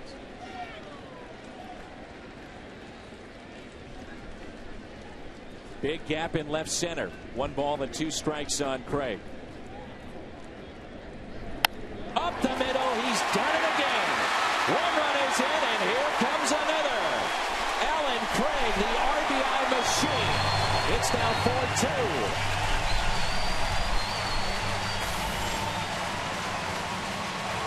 Seen anything like it? Runners in scoring position, he's on another planet. Well, we showed the graphic. Yeah, I've seen things like it. They're called Tony Gwynn, Hank Aaron. Wow. Paul Molitor. That's how good he's been with runners in scoring position. That's a pitch away, up and away, and he takes it up the middle. Both runners have advanced on the wild pitch. That's a key. So it's 2 runs instead of 1. Cardinals back in it.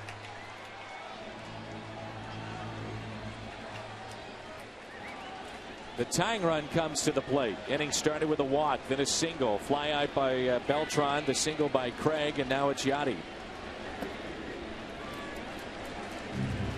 It's RBIs 75 and 76 for the Cardinal left fielder Alan Craig. Have the Cardinals had a better hitter, more productive player who is more understated than Alan Craig in the last 20 years? Great point. I mean, all the focus is on Yachty and Beltran, Holiday, Pujols before him. Yep, MV3.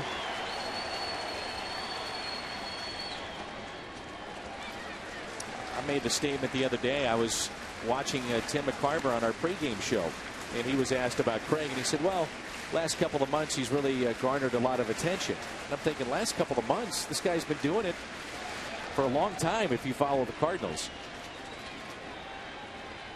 Not a guy that really seeks attention. And that puts him just 1 back of Phillips and Goldschmidt for the RBI lead.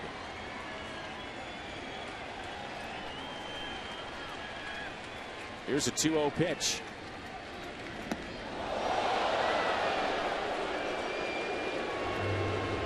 And by the way, Alan Craig came in only 6 points back of Molina for the league lead in batting.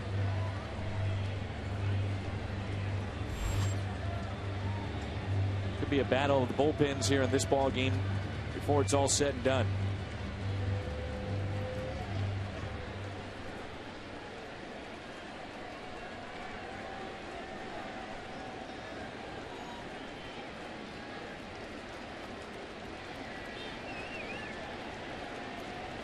Turn him loose on 3-0. He could tie it up. He looks at a strike. So maybe Lance Lynn gets his command just as Edinson Volquez loses his. Game has turned here in the 4th inning in the Cardinals' favor, and just hope it continues that way. Think about how the inning started. 3-0 on the leadoff man. Right. He comes back to get him. Here's a 3-1 pitch with Craig the runner at first. And Yachty hits a high fly ball. Out to left. Carlos Quentin under it. Makes the play. And there's 2 outs. I think Yachty believes he had a pitch that he could handle there based on his reaction. He was disappointed as he was headed down to first base. Either kind of mad at himself for swinging at that pitch in the first place, or he thinks that's a pitch he could have done some damage with. Game is really a game of managing frustration, isn't it? Game of failure and how you deal with it. I don't think there's any doubt about it.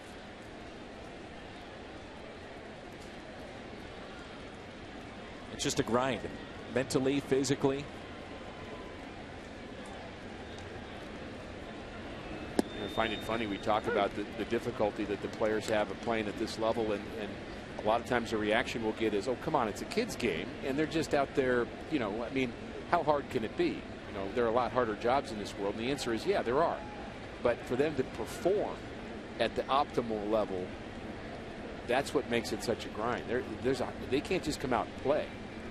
They have to play at a high level against the best players on the planet.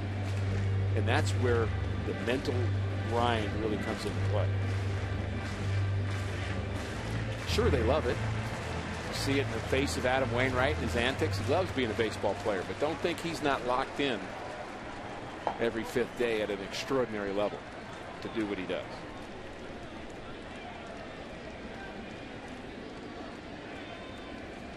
One swing of the bat could tie this game up. 1 ball and 2 strikes. It's the old cambio. Change up.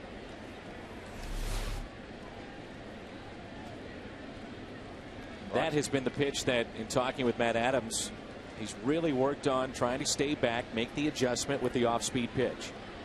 In particular, the changeup.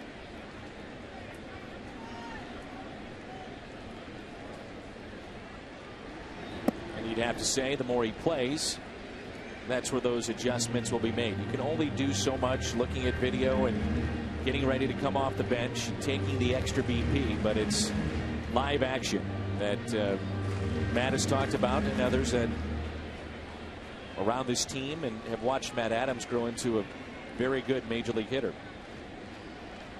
Seems steady enough at the plate, not a lot of movement, that he ought to be able to hit off-speed pitches.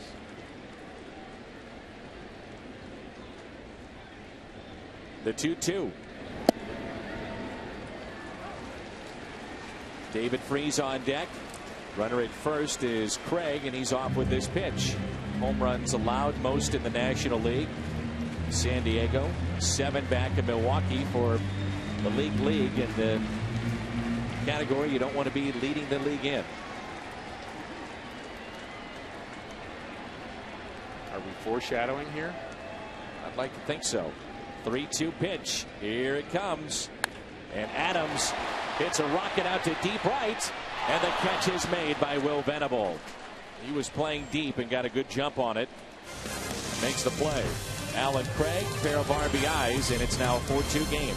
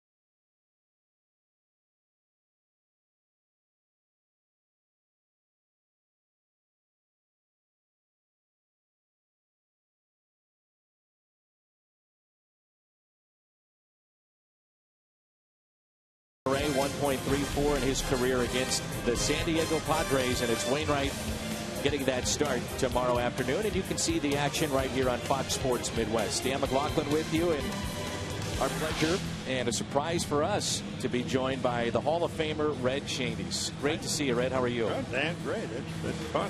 Well, I noticed they put you up on the video board here at the ballpark, and it looked like a lot of family and friends in a private suite for you. Yeah, I had quite a few up there. It was a lot of fun. They were all enjoying it, and I did too, and everything is going good. Yeah. Except our game here. Let's get it going. Well, we got to change things here. Maybe your good luck for us is that pitch is taken inside by Yonder Alonso. You love this game of baseball. What has it meant to you all these years? Well, it's my whole life, you know, and it's what I did when I was a little boy, and I keep doing it, and I'm still a little boy, I guess. I don't know. Well, we see you dress out every game, and this is hit in the air out to shallow right center, and the second baseman Carpenter called off by John Jay.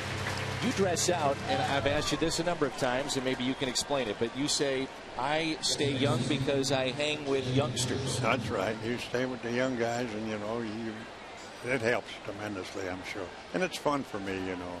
It gives me something to do to come out here. I love the game and love to be out here to watch the game in spring training. I go out and watch all the young guys play in the minor leagues as well as our club, so it's fun for me.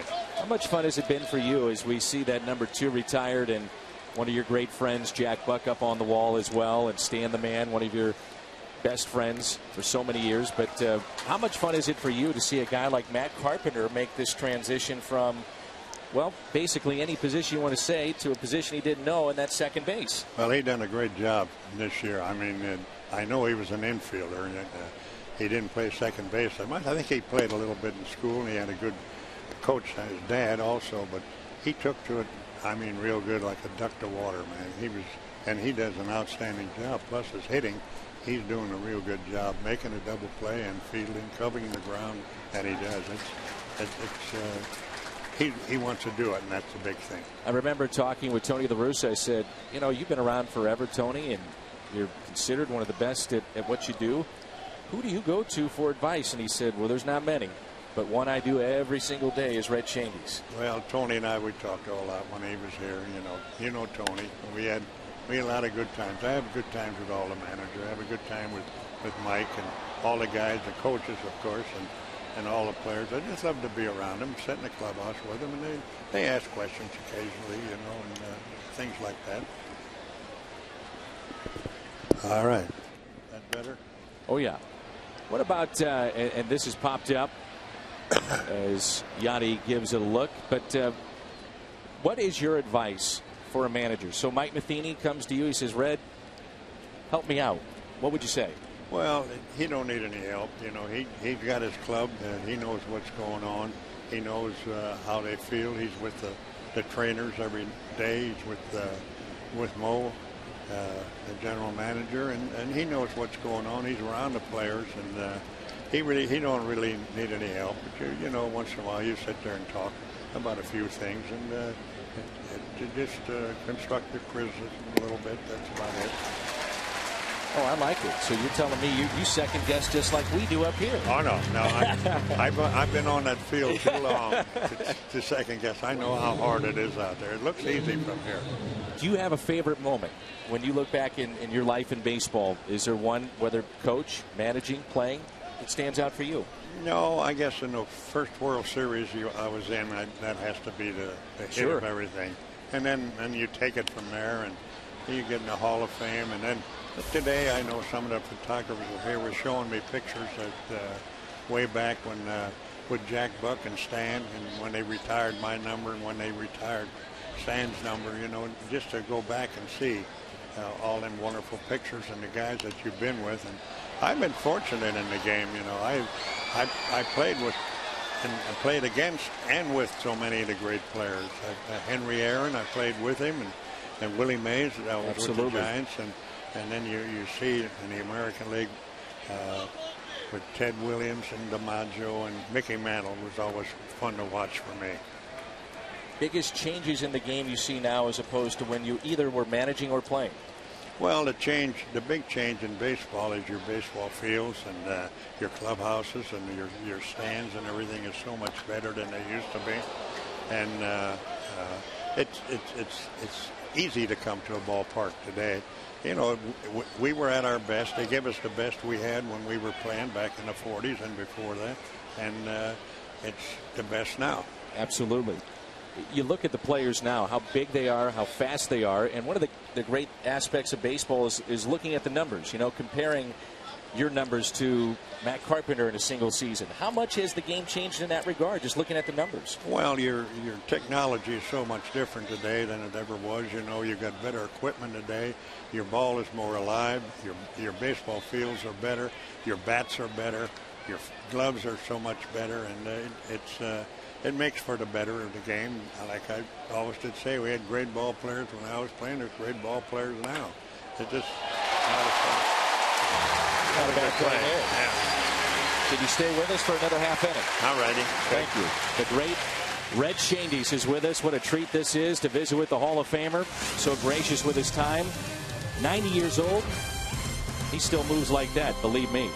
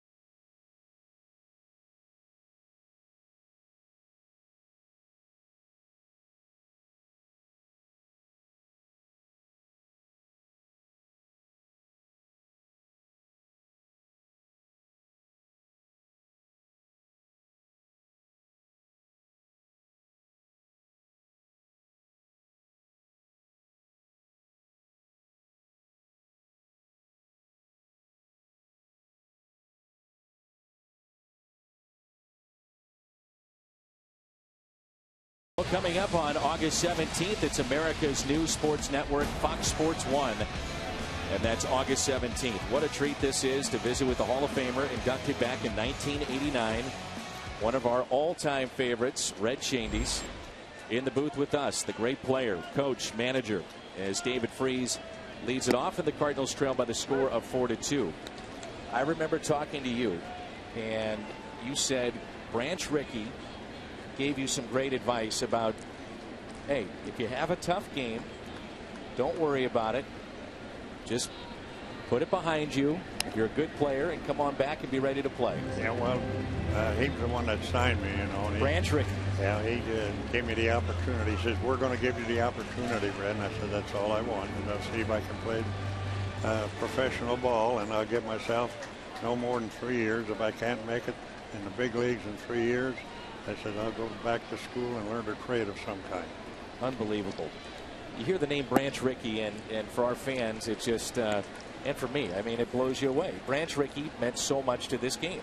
Well, yes, he in his day, you know, he had the scouts and way down in the boonies scouting young ball players just to watch their action and everything. And that's why they got out. They used to get a lot of ball players from around the Carolina because they had a lot of scouts, and Rickey was smart enough to put them guys out. And in them days, there was no money around, you know. Like we were talking the other day about Johnny Mize and Walker Cooper, you know, and when Stan and I used to talk about it, we wish we'd have had, and Lanier and them guys, where they wouldn't have had to trade them, you know, or sell them, you know, get the money so they could keep on going, and that was the big thing. We could have won pennants, I think, with just Johnny Mize and Walker Cooper as a catcher. I think we could have won a lot of pennants right in a row, at least 6, 7 of them. You also told me that you knew you were going to get traded because, and I remember you told me this about 5 or 10 years ago. You said, I knew, Dan, I was going to get traded because Stan got in the car with me. We're driving to the ballpark, and they said, or he said, I think they want to trade me. I'm not going to let it happen. And you said, well, I'm putting 2 and 2 together. I'm next in line. I'm out of here. Well, I didn't think about it at that particular time when Stan was saying something. He wanted to trade me. That was Frank Lane. The GM at the time. Yeah, and I says, oh, and I never paid no attention. We come to the ballpark that night. I picked up Stan. We only lived a block apart. And I didn't think about it until after the game when my wife Mary was here, and I said, Stan was going to get traded. I said, well, I guess I'm next, and I was the next day. Unbelievable. And how did Stan avoid that trade? Did he call Gussie? He called Gussie, and he says, I'm not going, and that was it. And that was it? Yeah. Now, why didn't you do that? Well, I was just trying to had a family to raise. I understand. Now, Red, I want to go back to Branch Rickey for a second, as he made arguably the greatest signing, historic signing in baseball, talking about Jackie Robinson. And you played, as you mentioned earlier, with great black ball players. And you and Stan treated them as ball players. They were human beings and ball players, and that's all that mattered. That's right. And when they come around and played, you played against them. You played hard against them. You knew they were going to play hard against you, and it was just good competition between them. Great Red Shandies is with us, and when you look at this ball club today, and we mentioned this, you're 90 years young, you're sharp as a tack. You follow this team. How good is this team in your opinion? Well, I think they're very good. They gel real good. I think Matheny and Mo's got the club in great shape. They're playing together, and that's what it's all about. And they always did come back so far this year. You know, you're behind tonight. We're down 4-0. We didn't look too good, and then now we got 2 runs, and we still got a lot of innings to go. We can come back and win.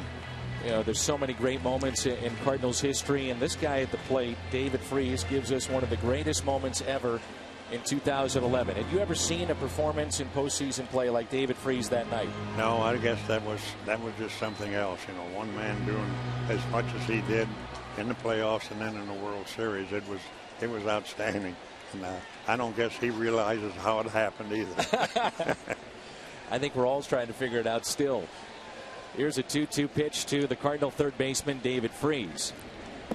And I bring his name up because you're in Germantown, and so the Cardinals, this was your team, and you had a chance to play for the team that you loved growing up. Yeah, well, we watched, and we didn't, you know, in them days, we never even had a radio. We had to go to the neighbor or something to listen to it. And a lot of times it was just by ticker tape when Franz Locks was the announcer. Wow. And he made it sound like it was alive. And he was a good play there. Good hustle there by David Freese as he beats out the throw from Jerko, and the fans applaud the hustle of David.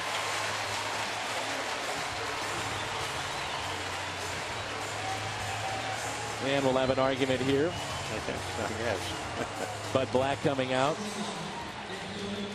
Okay, now I got to put you on the spot here, Red. All right.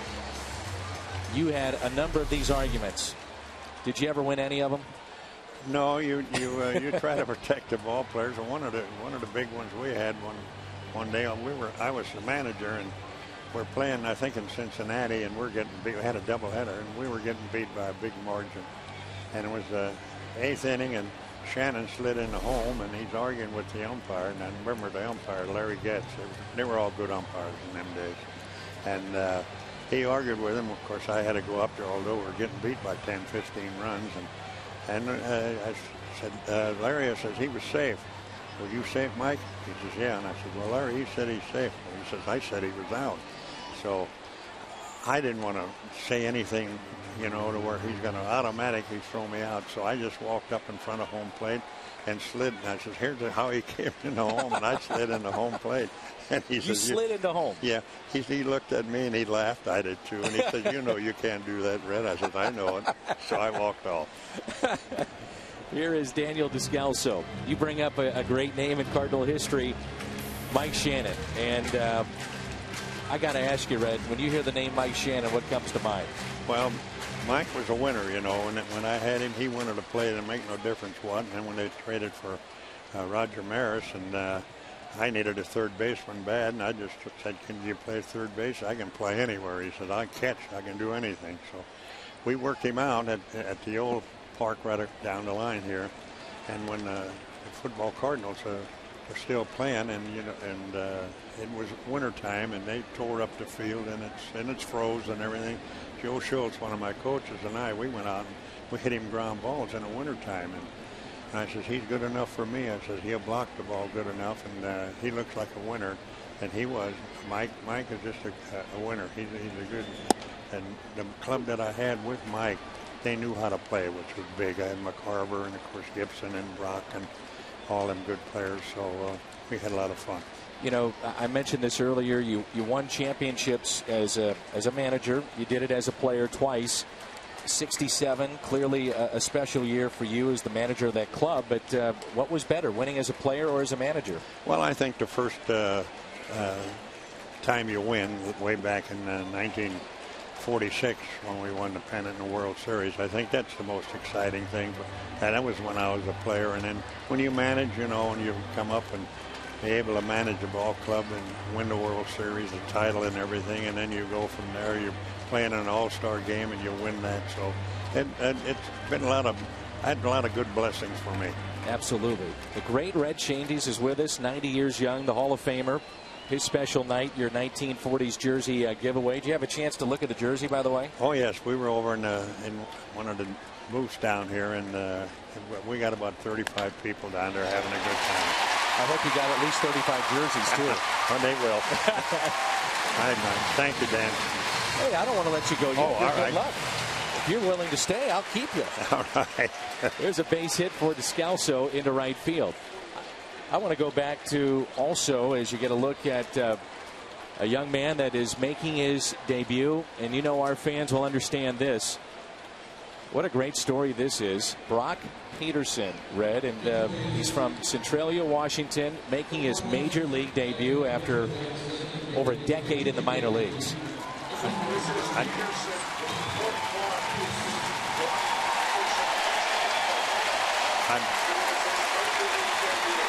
These fans don't miss a beat, do they? No, they're fine. They're outstanding. You got great fans here.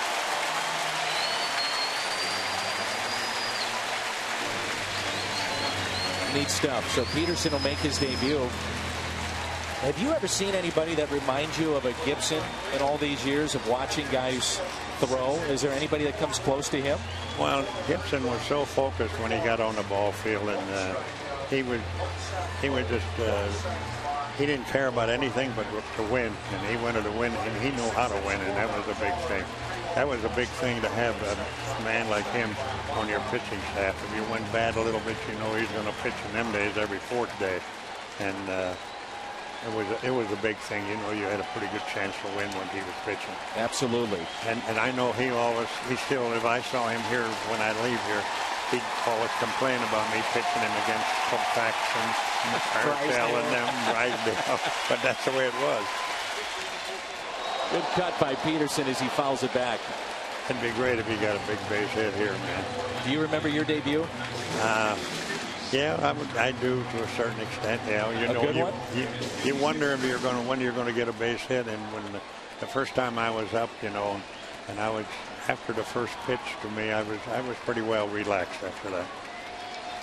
So I hope it is with him. I hope he gets a hit here. You got it. Runners at first and second with a longtime minor leaguer, Brock Peterson.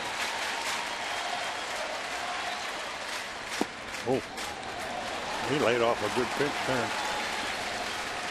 And now they want to talk it over. 1 ball, 1 strike.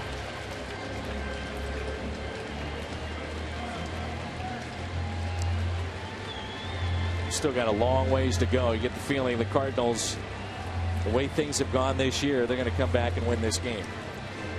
Well, they've been doing it all year. And this will be a big time at bat for this young man. Being a baseball lifer, I know you pull for stories like this, don't you? Oh, yes. And yeah. I can imagine how he feels.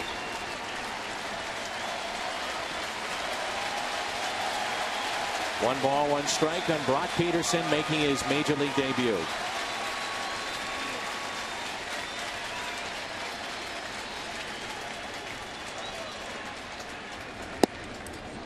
As a manager, Red, guy makes his call up. Would you try to get him in right away to break those nerves? Well, this is what he's got. I think Mike feels this is the best he's got right now to come off the bench, and it's only the 5th inning, and he's got some other guys there, you know, that he might need in the field, and yeah, he knows what he's doing, Mike. 2 balls, 1 strike. The tying runs are on. Cardinals trailing 4-2. 2-2.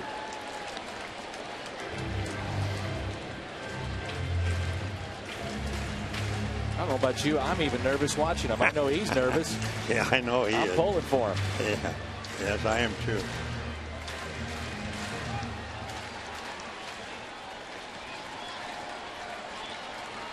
First 2 have reached for St. Louis.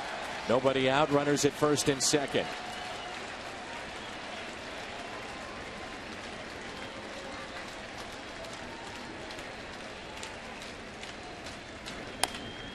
That's tapped foul. Right. Well, I know this. He's making a little bit more than he did in the minor leagues. And I can only imagine what you were making when you first got to the big leagues or even minor league baseball. You're laughing right now. What were the numbers, Red? Well, in the minor leagues, you didn't make any. I got $75 a month when I signed a professional contract. $75 a month. Yeah, and that was well, like I say, I just wanted to know if I could play or not. And when you come up, in them days, we didn't have any money. You know, there was no money here.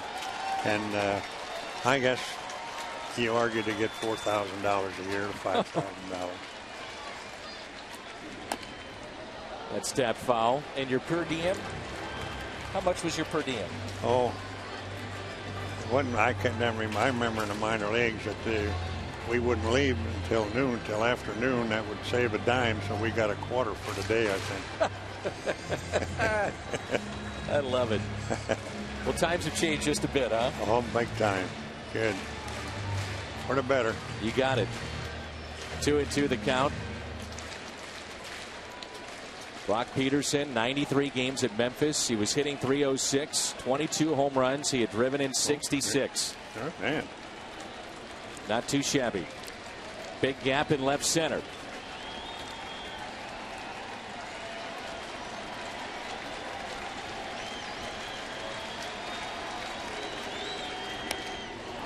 He's hanging in there. Love it. I can only imagine what's going through his mind. Oh, they're going to call the infielders in now. They're going You know, he's been dreaming this, Red, since he was a little boy, and probably was on every bus ride known to man, thinking, is this day ever going to come? Is this moment ever going to happen? Yeah, here it is. Now the umpire out to break it up. This crowd ready to explode behind the longtime minor leaguer Brock Peterson, who at one point was playing independent baseball. Just trying to salvage any time to keep playing the game that he loves.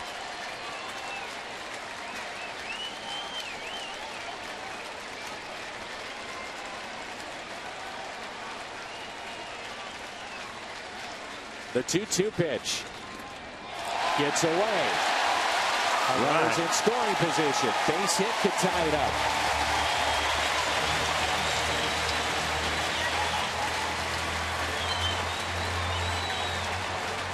I'm not sure our buddy Dave Ricketts would approve of this, as that was almost looked like he was crossed up. Didn't block it. No, he didn't block. He had a chance to block that pitch. It wasn't in the dirt all the way. The easier pitch for him to block than it looked. Names of Cardinal baseball. Red Shandy still going strong at the age of 90, but Dave Ricketts, George Kissel, and Stan the Man, those that we've lost that have meant so much to this wonderful organization. So here it is, 3-2 pitch to the rookie Brock Peterson. Ground ball left side. That'll bring a run home. Welcome to the big leagues, Brock Peterson. That's right. Way to go, right? That's right. He battled hard up there, I'll say that. He made him throw a lot of pitches, fouled some good pitches off. 9-pitch at bat in his major league debut. And now it's Matt Carpenter. And, you know, Red, you saw some great leadoff men. And the one thing that people look at so much now is on-base percentage. And look at what this guy has done. He's changed this lineup since he's been put into that leadoff spot. Oh, by far he has. He's been an outstanding leadoff man. If you know, I was fortunate enough to have Brock, who was an outstanding leadoff man, and Brock was a base stealer. Carpenter is not really a base stealer. He don't have the speed Brock had, but he getting on base and taking pitches. I mean, he looks at a lot of pitches, which is great for a leadoff man. Matt Carpenter with one out, runner in scoring position. He has flied out to left. He's also walked and scored a run. The Cardinals crawl back in this game trailing by a run. 1-0 pitch to Matt Carpenter. Yeah, Brock Fabroglio, that worked out okay, huh? That was a big trade.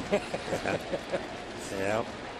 You know, there. You know, I don't know if the players really approved of that particular time. I don't know if they did or not, but I know I was called in with Bing Devine and Johnny Keane asked me about Lou Brock. I was a player coach at the time. Right. And this was in Houston. And I said, well, little I know of him. I know he's got a good arm. He can throw good. I said, I don't know how well he plays the outfield. I hadn't seen him play that much, but he's got a lot of speed and batting practice and whatever I've seen. I said, he looks like a pretty good ball player. And I said to Mr. Devine, I says, what would you give up for him? He said, never mind about that. We just want to know what Brock. What do you think of Brock? And if he would have told you Broglio, what would you have said? Well, we needed somebody. So we needed a leadoff guy. Bad. And it worked out quite well. Oh, didn't it? Here's a 2-1 pitch to Carpenter. Taps it out in front of the plate. Volquez will step and throw. And he makes the play. Red, in your opinion, and you've been around this game forever, it seems like, and a guy that made it on a tryout coming over from Germantown. What is it about Cardinals baseball that has made it so special throughout the years? Well, they've always had great coaches. You know, you mentioned Ricketts, you know, he was a good teacher as far as a catcher. And I had him as a second, third string catcher. And he knew the game real well. And you had George Kissel, who set up everything for everybody in the minor leagues. George was just an outstanding. He was like a father to everybody. When the kids came in spring training, when just signing, first day off from home, and he just made them feel like they were at home. So I think that's why the Cardinals always had great ball clubs, because of their scouting. And even our front office, all your people in the front office, your kids that work there, they're all great. And then you have your scouting department and everything, and they're on top of everything pretty much. Year after year, especially in recent history, and you had the great run in the 60s, had the great run in the 80s with Whitey Ball, and now with Tony, and it's passed on to Mike Matheny. 1-0 pitch to John Jay. And when you decided to say, hey, I'm going to give baseball a shot, how much money was in your pocket, and how did you get over to Sportsman's Park? Well, I didn't have any money in the pocket. Literally no money, right? No. Mary Murphy, who was the secretary for Mr. Braden, who owned the club at that time, she gave me a quarter. She knew I didn't have any money. And, of course, I spent that first night, I didn't know where to go, and I thought I was going to spend it across the street from Union Station, and it started raining, and I went to Union Station. Of course, they don't allow anybody in there, and so you're kicked out. I kicked out, and I went to a little flea bag and stayed there that night, and come back here and try it out the next day, and they send me off. Unbelievable. So it was it was the best I knew how to do it at that particular time. Now it's a little different. Then 1989, you go into the Hall of Fame. Your number's retired, and baseball has become your life. Been my life, and I hope they don't mind me staying around. I just want to stay around and go to spring training. And as long as I can maneuver as good as I am right now, I'll do it. We love it. We love having you here. You know that. 2 balls, 1 strike on Jay. I always kid some of the current players during the motorcade for opening day. I said, Red Shandy's hops off the truck better than you guys. You get around great. What are you talking about? Well, I tried. You keep yourself in great shape. Well, I've had good doctors. Good, and everything's been worked pretty good for me. You bet. Here's a 3-1 pitch to John Jay with the tying run down at third. And Jay hits it out to deep right, but off the end of the bat.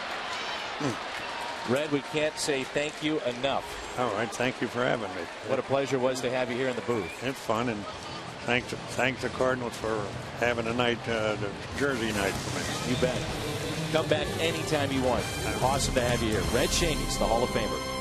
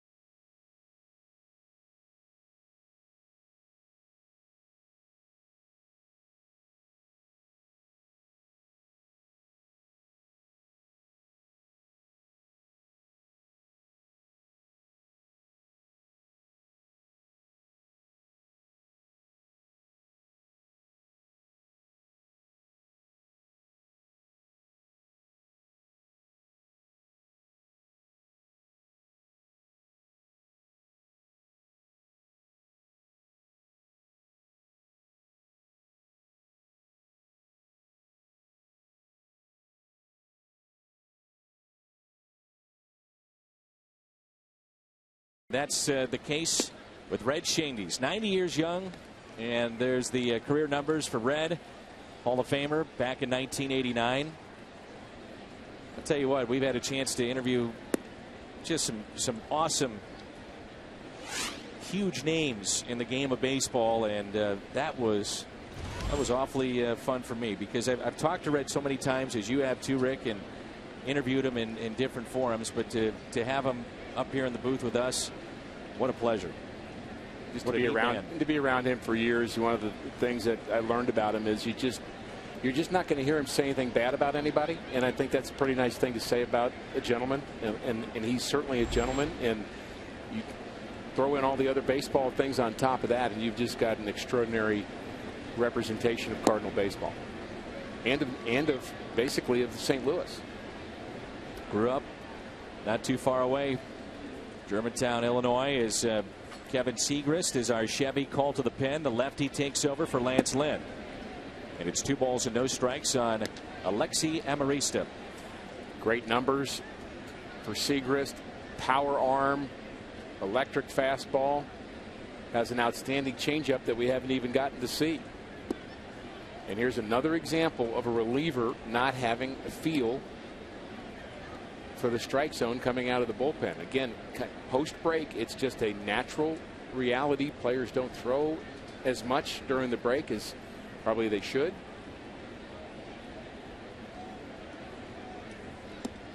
He's trying to get that command, and he hasn't gotten it yet.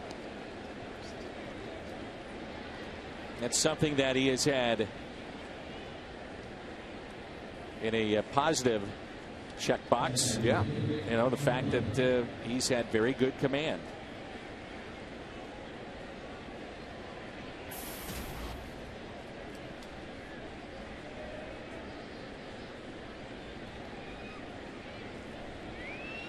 So there's a leadoff walk, and away we go here in the top of the 6th.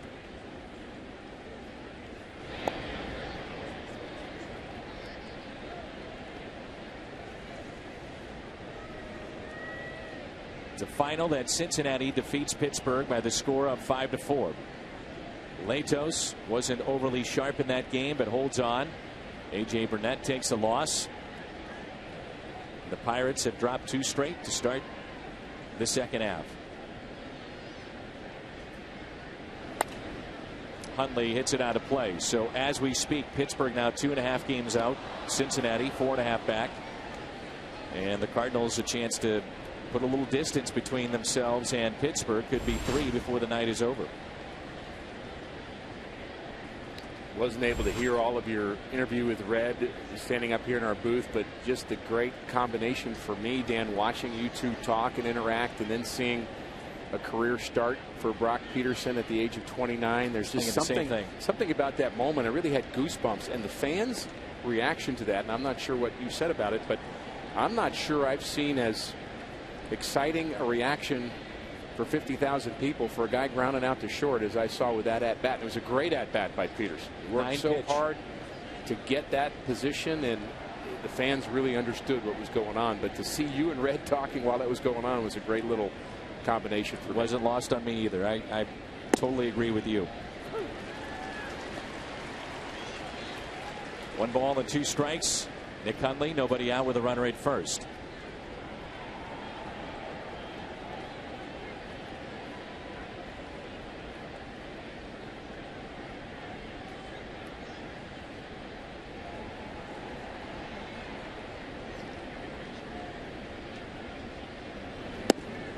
Ooh, doesn't get the call.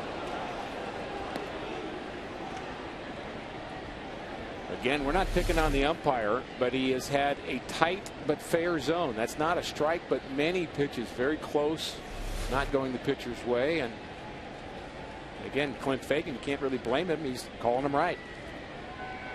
But you can still want him, can't you?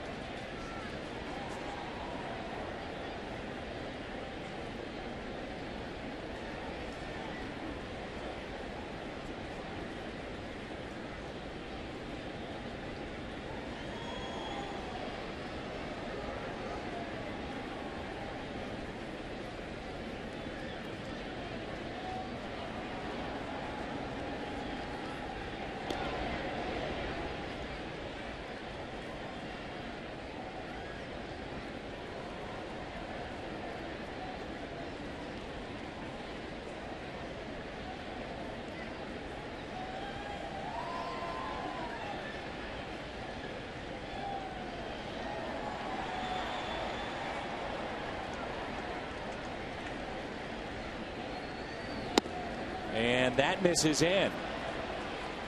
So Segrist has walked the first 2 to start the top of the 6th. And this is one of the things that you talked about coming back from a break. You haven't thrown a lot, and you wonder about just how sharp some of these relievers will be across baseball. Maybe we're getting an answer here with Segrist. I think another example of it, and I would guess if you took the first 2 days or maybe even the first series after an all-star break and you added that up over the history of baseball, I would say that's probably some of the worst control you're going to see out of a bullpen cumulatively. Logan Forsythe has been announced as the pinch hitter. And that'll be it.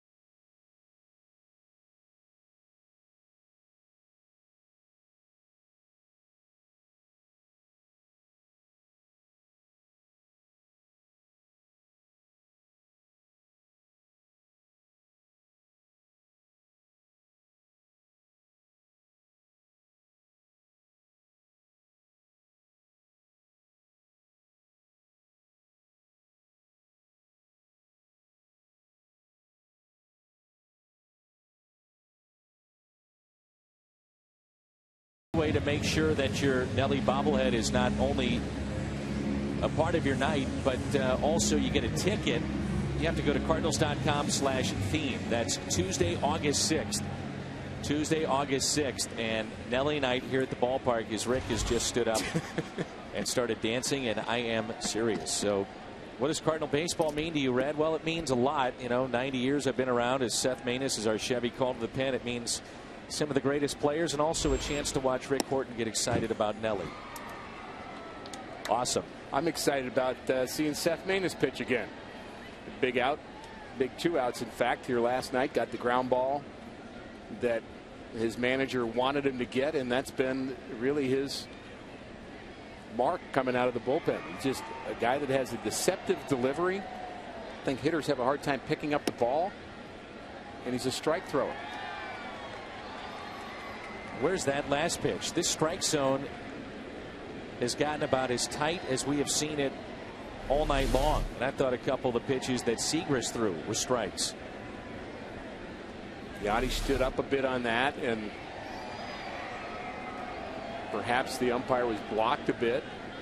But bunting situation, that's what you do. You throw the fastball up in the zone, try to get him to pop it up in the air.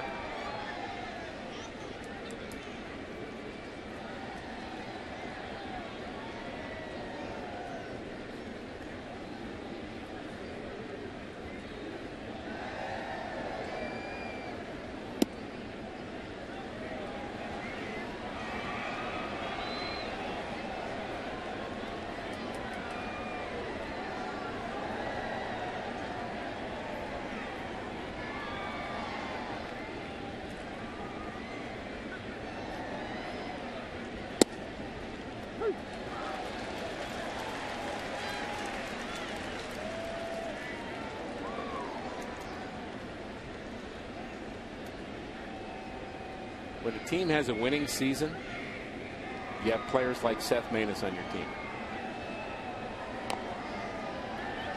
Guys that perform a important task, may not be the limelight, may not be all-star, frontline player, guy with the biggest contract, but he's a guy that does something that helps you win.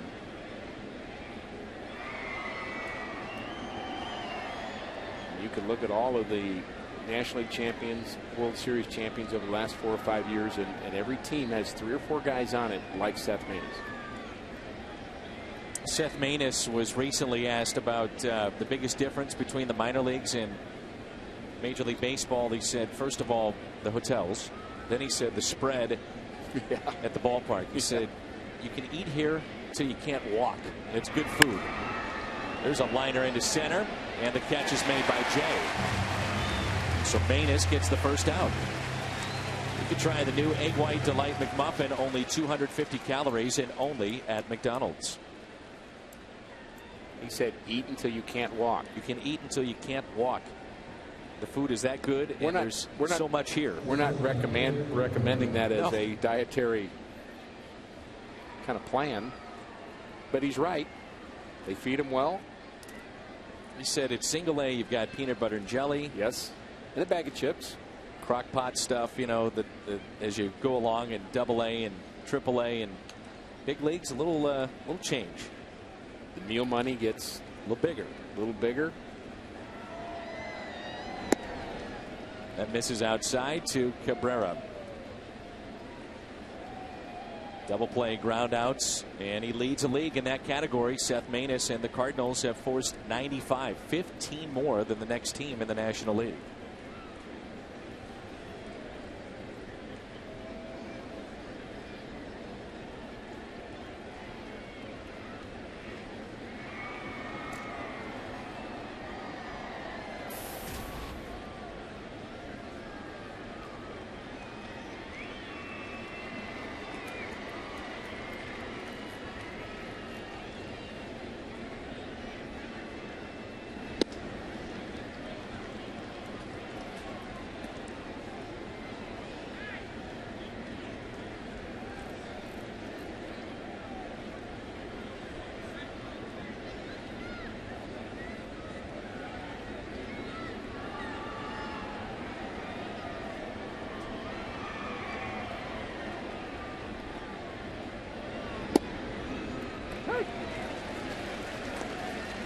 2-1 the count. Good off-speed pitch by Maness. He has a good sinker, but also has a very good changeup. A lot of the young Cardinal pitchers out of the pen have shown good off-speed pitches to go along with their fastball. Really get ground balls with either one. Cabrera, of course, would be extremely difficult to double up.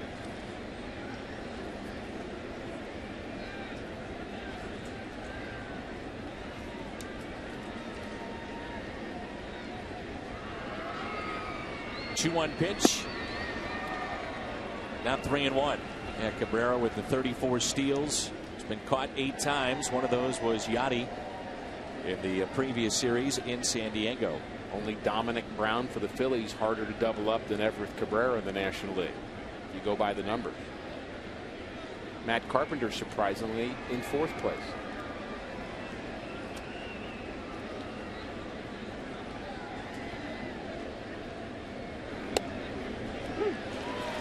Full count.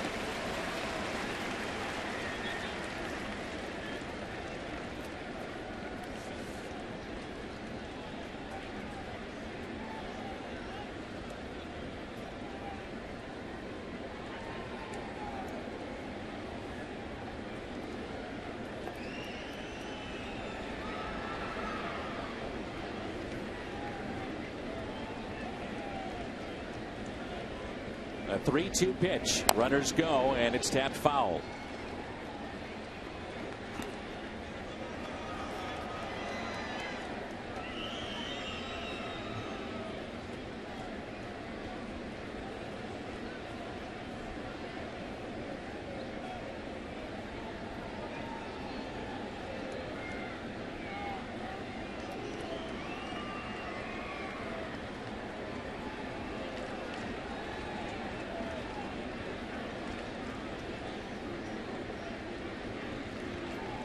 Don't start the runners. There's your ground ball. Adams finds the baseball in his glove. He was spinning, ready to throw. Not sure if it got caught in the webbing. That's what he's looking at. And I believe as he is adjusting that now, I'm not sure that this didn't get caught in his webbing. Look at that. It sure did. He's looking for it, but it's stuck. Where'd it go? Oh, there it is.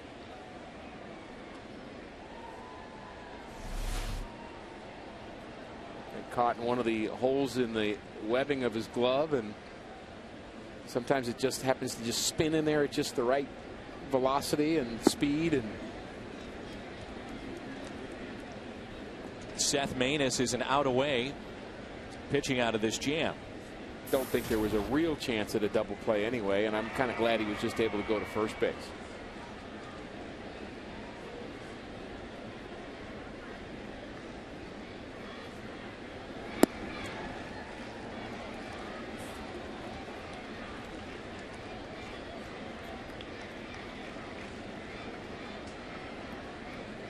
Kevin Segrist turned 24 years of age today, and be a nice birthday present from his fellow reliever Seth Maness to keep his runners out there.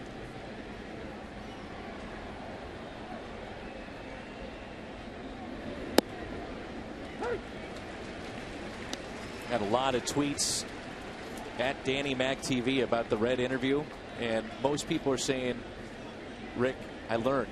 You know, I really learned listening to Red Shandy's, the stories that he had and historical significance that he has played a role in Cardinal baseball.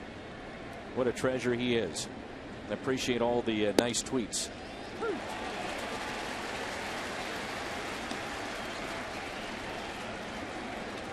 Somebody said you look like a kid in a candy store. You're right. It's about as good as it gets. Not too proud to say it. Not at all.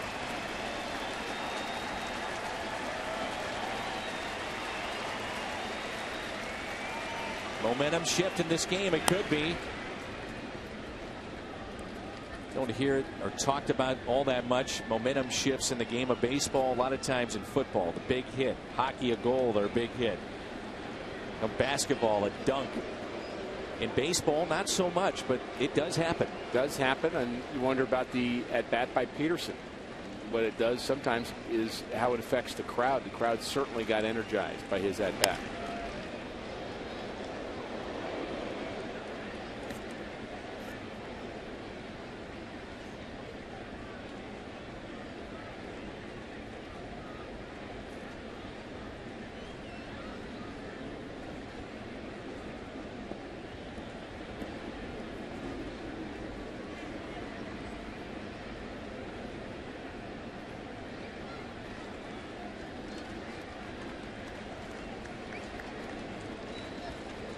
Runners in scoring position at second and third. The 2-2. That's tapped foul.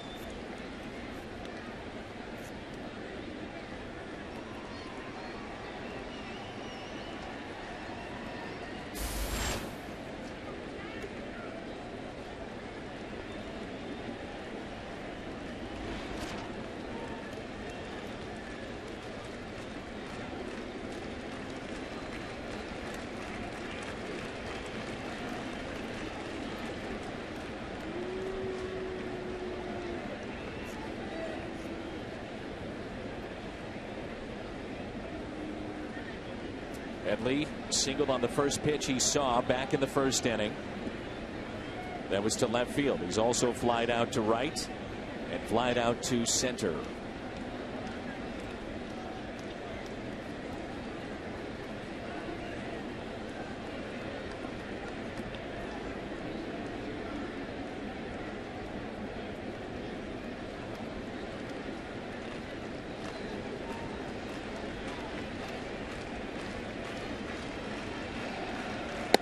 Got him. What a job, Seth Maness.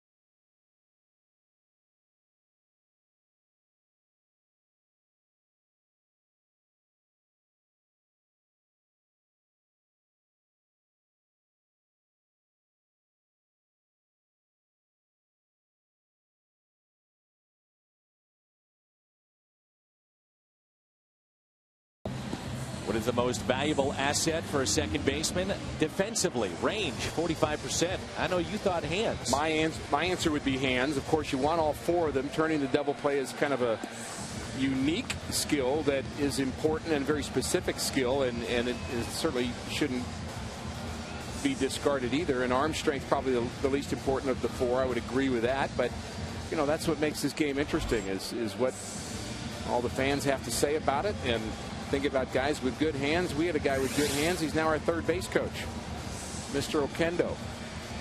Nick Vincent, our Chevy call to the bullpen. Cardinals have managed to stay in this game, and that's what matters. Plenty of baseball ahead tonight, and they're going to have all kinds of opportunities to get at this Padres bullpen. There's Beltran, who is lined out and also flied out. Padres came into the season thinking that their bullpen would definitely be a strength. Closed up last season being a strength, but they've had a number of injuries.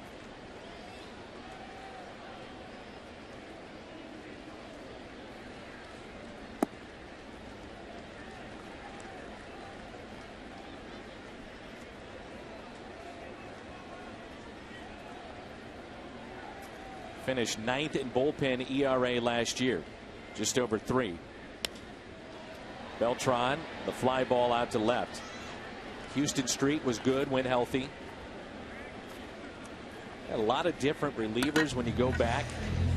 10 different San Diego relievers who had 11 or more appearances.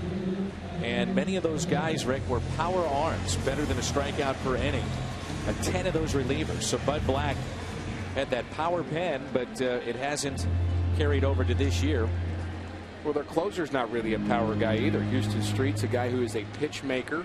He has 15 saves on the season. Hasn't had a lot of opportunities lately, of course, but the nastiest guy in their bullpen, as far as I'm concerned, is Luke Gregerson. He features a, at times, unhittable slider.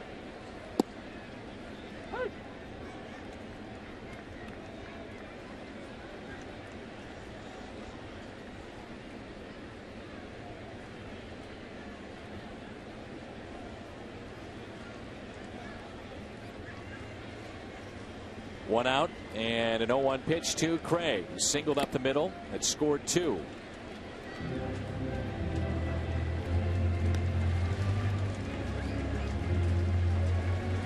Al Roboski started using the term vulture to describe Seth Maness, which is kind of a baseball word where you talk about a guy who kind of swoops in and kind of picks up the wins and kind of steals them away from the starters. And, you know, in some ways that word has been used in a derogatory way. Maybe you come in and give up a run and then the win goes to you. But in the case of Seth Maness, all the wins he's gotten out of the bullpen, he's deserved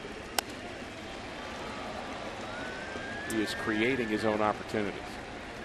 As Craig flies out to right, Seth Maness comes in with 2 runners on after back-to-back walks and is able to get the 3 outs and keep it a 4-3 San Diego lead. Here's Yadier Molina. He was 2-0 himself on the first batter that he faced, and that had a chance to be a bad inning for the Cardinals, and he quieted it in a hurry. Molina grounded out to short. Very good backhanded play by Cabrera back in the 2nd inning. He's also flied out to left. The first pitch swinging again and hits it out of play.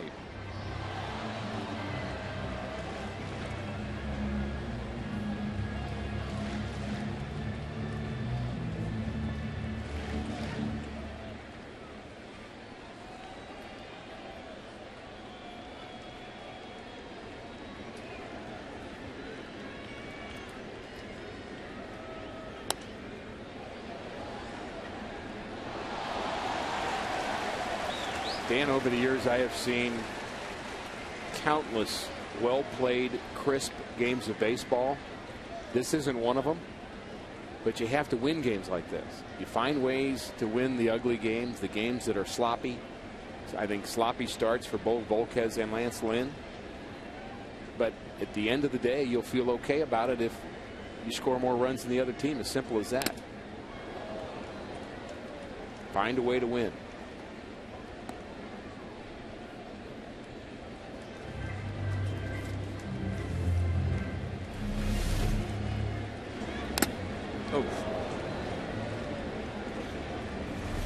Take for granted these guys staying in there day after day when you see replays like that. And that was a great replay. Our crew did a great job of getting not only the visual but the audio of that particular play, and that could have gone unnoticed very easily by fans here at the ballpark. Okay, it's a little foul ball, what happened, but that was a pretty major collision there for Nick Hundley.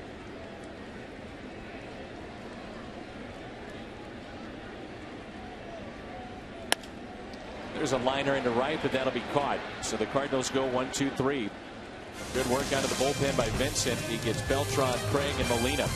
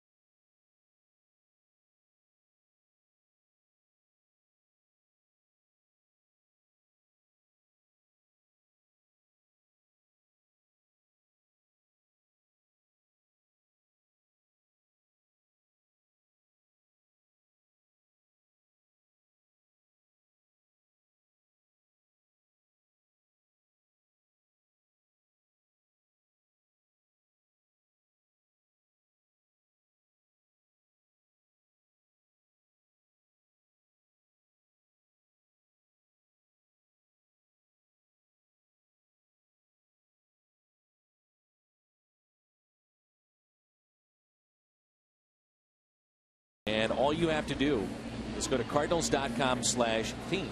And you'll get a limited edition Star Wars t-shirt featuring Fred Bird and Darth Vader. I'll be honest, I never thought I'd be reading a promo with Darth Vader and Fred Bird together, but we've got it. And it's coming up on the 7th of August as Seth Maness stays in the ball game for his second inning of work. That should be a fun night. No question. By the way, the Dodgers are 25-15 since Mr. Puig made his major league debut. There's a ground ball and a base hit. That was back on June 3rd. And you look up, and the Dodgers are right in the thick of things in the National League West. I find it interesting that the Padres have played so poorly in the last couple of weeks. Very few wins. And they are in last place in the West, but they're only 8.5 games out. Now, I'm not saying this is a team that has a lot of promise in the second half either, but that just shows how close that division is from top to bottom.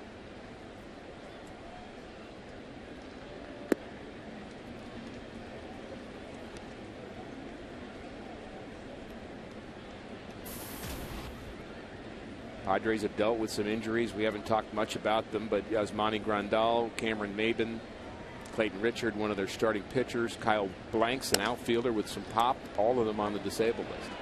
Out at second, and it's Tim McClellan. We have to wait on him to officially make that out call. Does call him out at second base. I don't think they would have been able to turn two, but initially it looked to be a little bit bobbled by Descalso trying to make the exchange and potentially get a double play. I don't think he would have been able to have a chance. There's the flip. You see the runner already down the line in Alonso, and there's the clean slide taking out Descalso.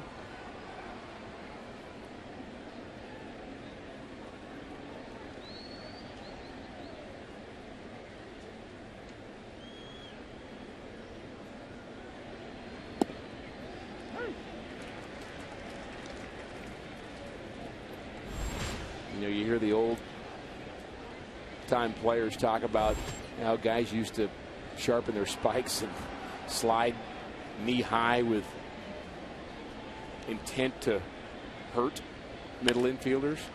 This could be two. Out at second, and another hard play at second base. Clean baseball, though. Clean baseball, but I'd love it if we could get our great Fox Sports Midwest crew to get some video, slow it down, do our little slow-mo camera on Ty Cobb going into second base, just to see what that would really look like, what he really did. It's the hard slide. It's a late slide, but he can get the base. Nothing wrong with that. Good work by Seth Maness. Records 5 outs. Runner at first, 2 down. We'll tell you about the change when we come back.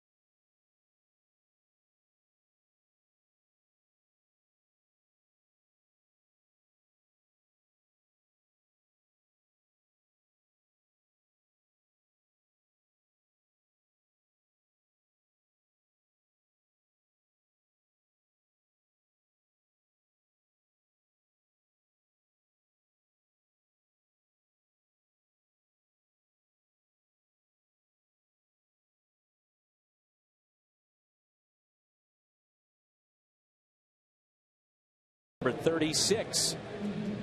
So he takes over for Seth Maness, who took over for Segrist, who took over for Lynn. And it's our Chevy called to the pin, Randy Choate. Nice job by Seth Maness. A couple of left-handers in a row, and Max Venable and Alexi Amarista for the specialist Choate, who's had a nice season. Very nice season.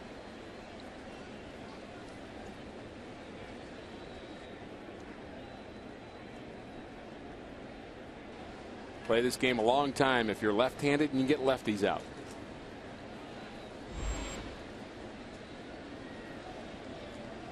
Short lead at first, and the first pitch taken for a ball.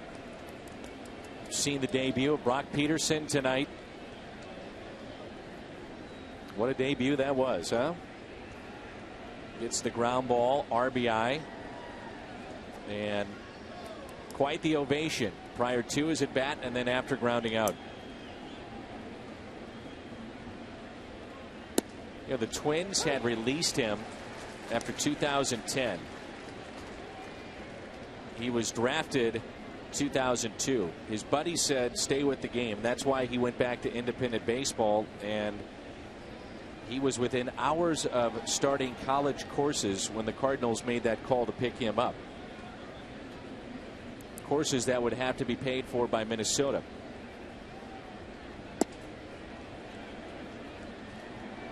And the key point in that is that with Minnesota, the agreement included his college costs should he go back to school within 2 years of ending his career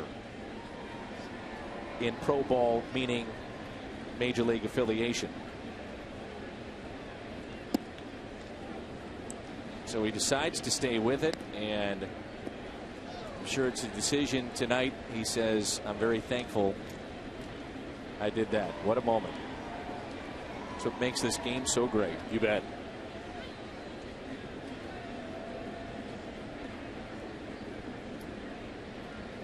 Volquez threw over 100 pitches in this game, and it seemed as if 10% of them were in that one particular at bat to Peterson. Yeah. Good tailing action on that pitch. 3-2 on Venable, and the runner is off with this next pitch.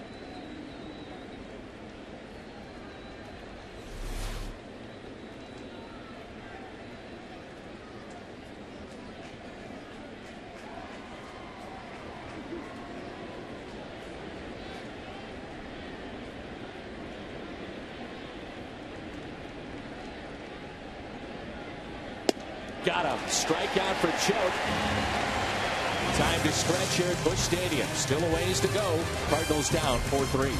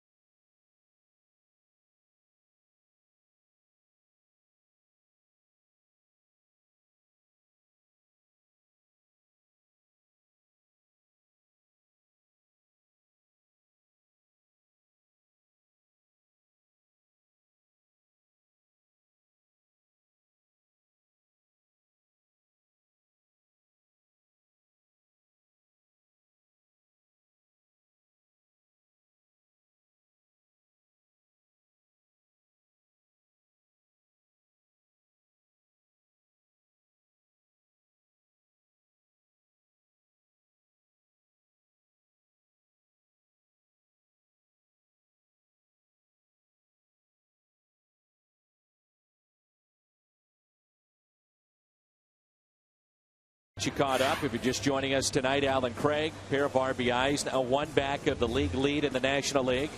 Volk has 5 innings. Lynn up 5 innings. Adds up to a 4-3 Padres lead as we move to the home half of the 7th.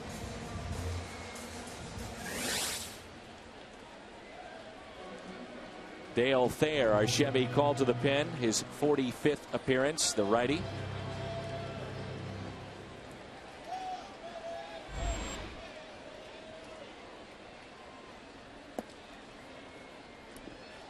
Here's Matt Adams.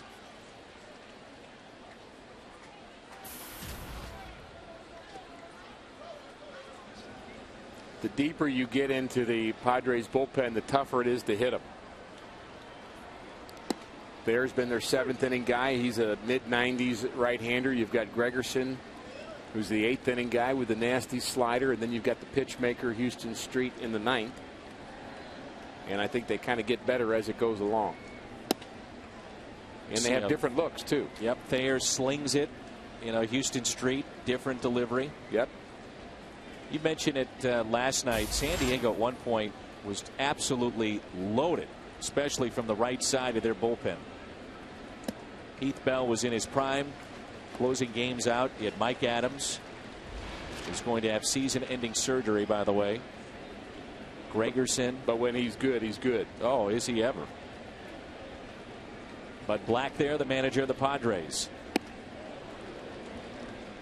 Adams was trying to tie it up with one swing.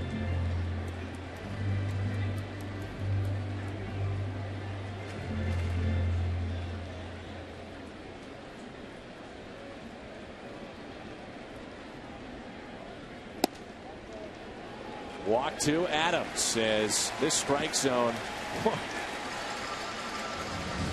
does not discriminate. It's been tight on both sides.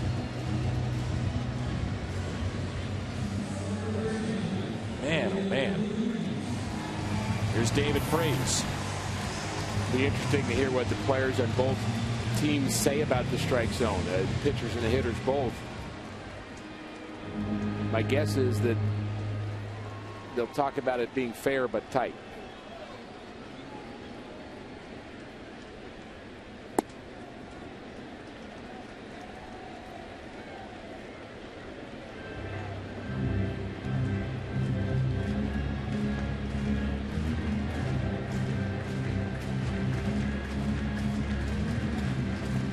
Cardinals have walked 5.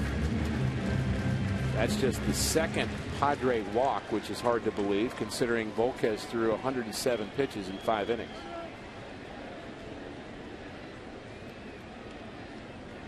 A lot of deep counts.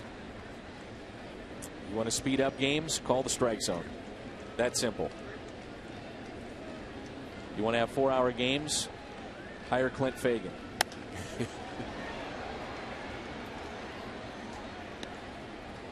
But you really want to speed up the game, you could just have 1 out an inning, Dan, if you want to do that. The beauty of the sport, and I mean this sincerely, no clock. Right. And that's great. You sit around, you enjoy it, you take it in. And I love this game. I do. But I like to see a strike zone called. I mean, when you get to the point where a pitcher feels he has to be perfect, the hitters at this level make that adjustment. They know they don't chase pitches. It's got to be right down the middle. We experienced that watching the Oakland A's play, and they basically say every one of their games is like that because that's a team that is so big on the on-base percentage. Sure. Taking pitches, going deep. Matt Carpenter would be a dream for them. No question. 45,288 tonight. 45288.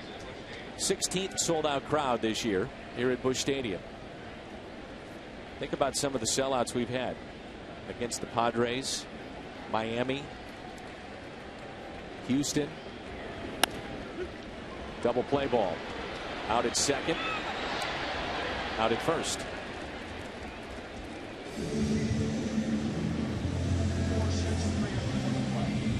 Real defensive swing by David Freese. Just trying to make contact, and here's the turn at second base. Cabrera fields it over the base, and there's a couple of different directions to go. He clears out, knows he has time to clear the runner and then make the throw. That's just good footwork, good anticipation. A shortstop can go up, he can go inside, he can go outside. But in that case, he had time to get clear of the runner, Matt Adams.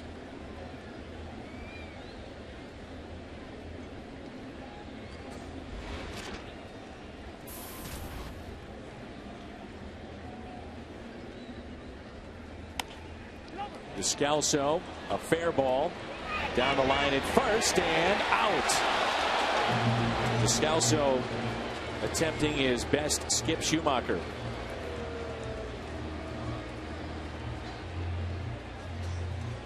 We played 7 innings here at Busch Stadium. Padres on top.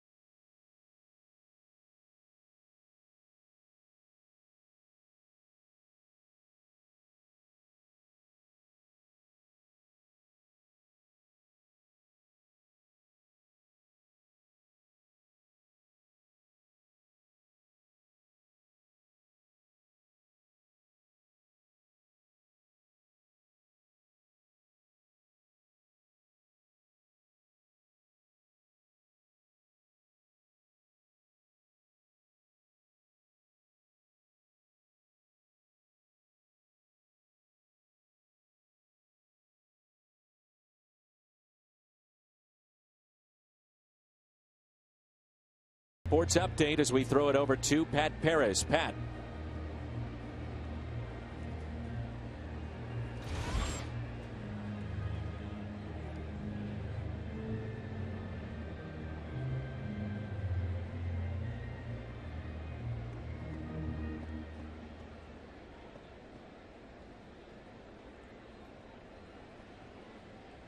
All right, thank you. As Randy Choate stays in the ball game as he got the final man and a strikeout in the 7th. Chris DeNorfia will be the pinch hitter. He'll pinch hit for Amarista here in the 8th.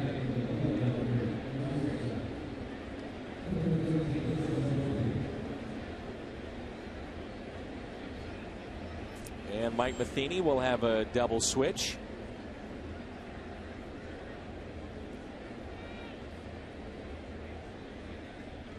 So we'll step aside, tell you about the changes when we come back. Rosenthal coming in. That's one of the changes.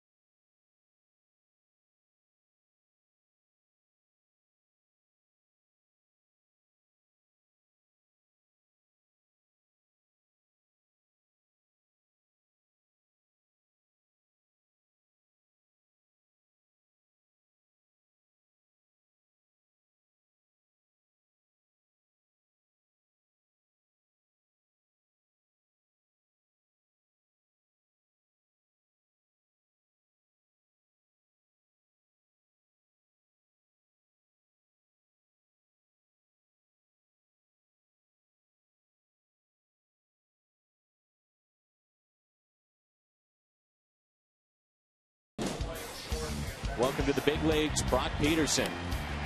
Ground out that turns into an RBI. Looks like a huge ovation from this sold-out crowd. Yeah, it looks like a little harmless ground ball, but he really earned that ovation with a long at-bat. Produces a RBI in his first big league at-bat. Cardinals down by just one. Go to Trevor Rosenthal, our Chevy call to the bullpen. Up among the league leaders as far as rookies are concerned with his 43 appearances and 68 strikeouts. A lot of swing and misses from Trevor Rosenthal. Been using his changeup a lot lately. Got the overpowering fastball, but a pretty good changeup to go with it. That's Pete Kozma. Just checked into the game. One away.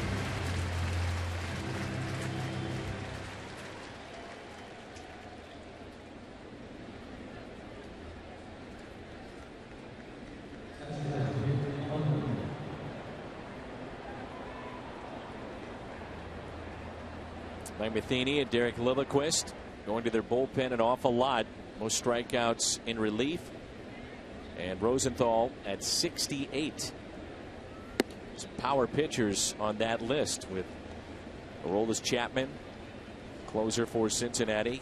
Kimbrel, the All-Star, and closer for the Atlanta Braves.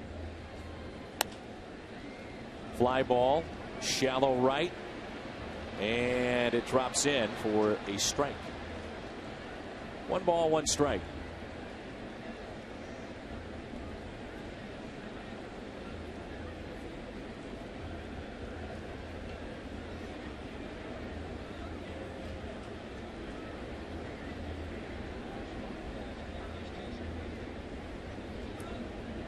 Packed house tonight.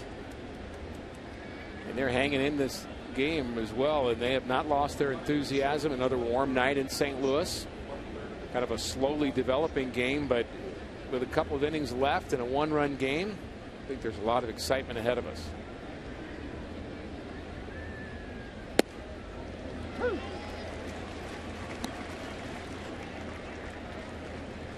There's something exciting right there. 96 on the black.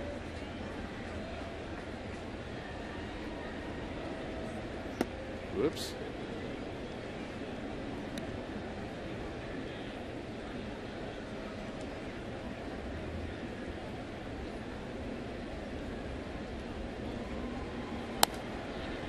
'97 on the black and hit out of play. I mentioned the name of the umpire, Clint Fagan.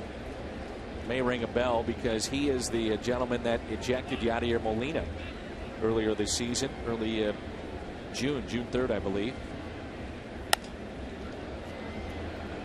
You know it's coming, and it's still, you can't catch up. Fly ball to Carlos Beltran, and there's 2 away.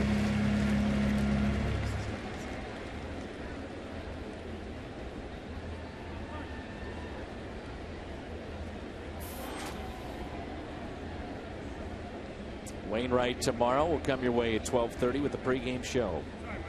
Used to joke about the soft tossing pitchers. You know, you say, well, you got to count to 5 and then swing. Rosenthal, you count to about 0.3 and then swing. Good luck. Hard to get that right.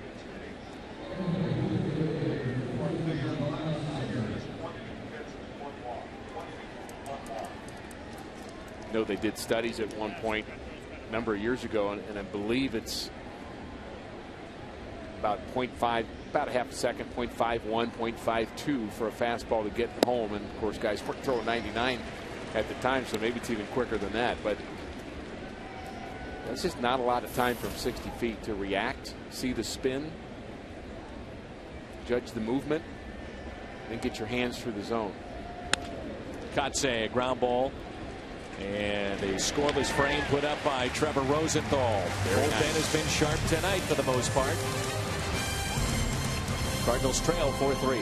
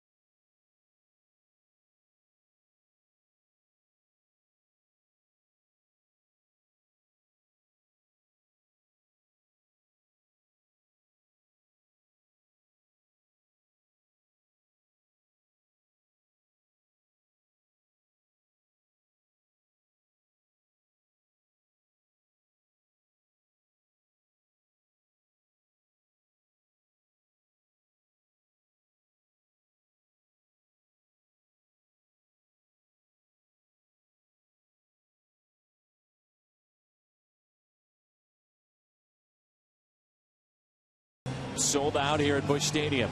The Padres lead it by the score of 4-3.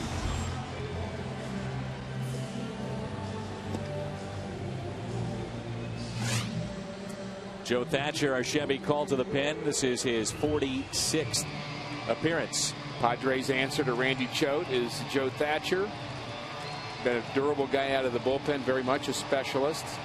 Tough on left-handers, has a unique arm delivery of his own. Only 3 walks out of the bullpen. To me, that's just such a huge number. You've got a guy coming out of the pen throwing strikes. Out of Indiana State University, Sycamore in the Missouri Valley Conference, Joe Thatcher. Clint Barmas also played baseball at Indiana State. A guy named Larry Bird was pretty darn good in hoops. I always thought of the delivery of Thatcher as a less crazy Mitch Williams, but kind of the same idea.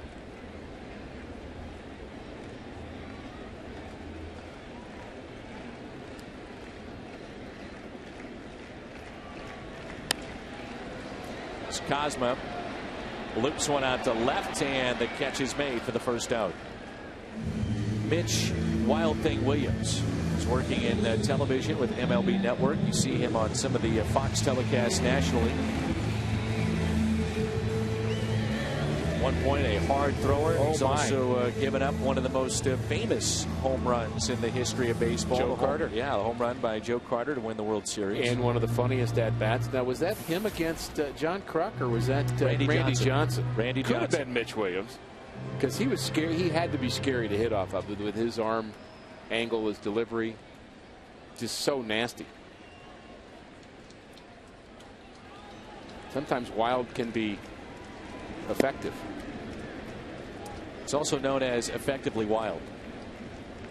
You could construct the sentence that way if you'd like. And that's exactly what you are, Dan. Thank you. Effectively wild. Not all would agree with that. Let's sit out of play. 1 ball, 1 strike, 1 out.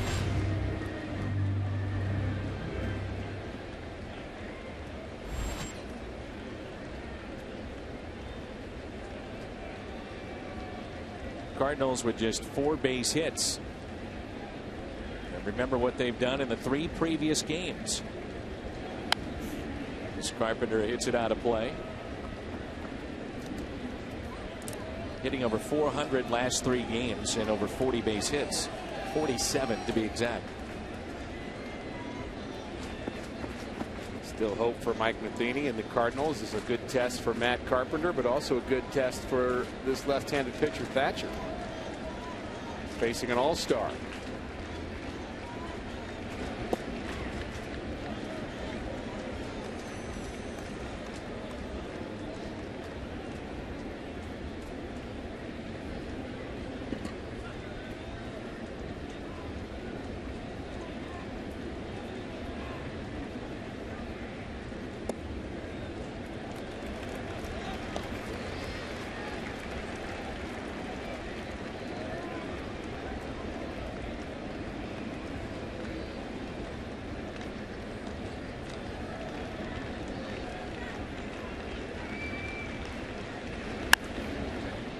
Carpenter hits it out of play.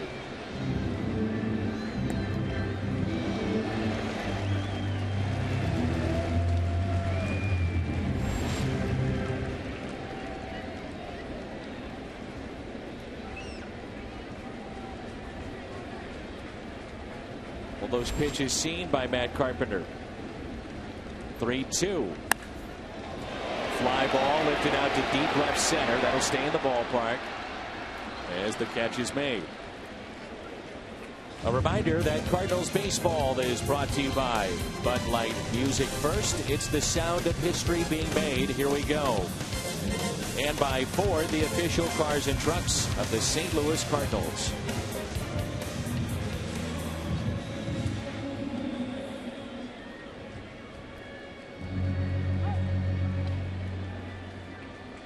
Story up right now at FoxSportsMidwest.com.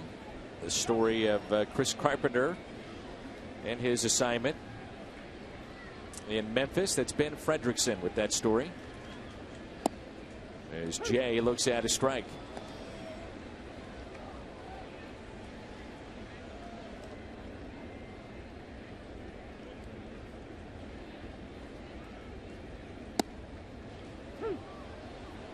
Joe Thatcher, his agent, based here in St. Louis. Platinum Sports.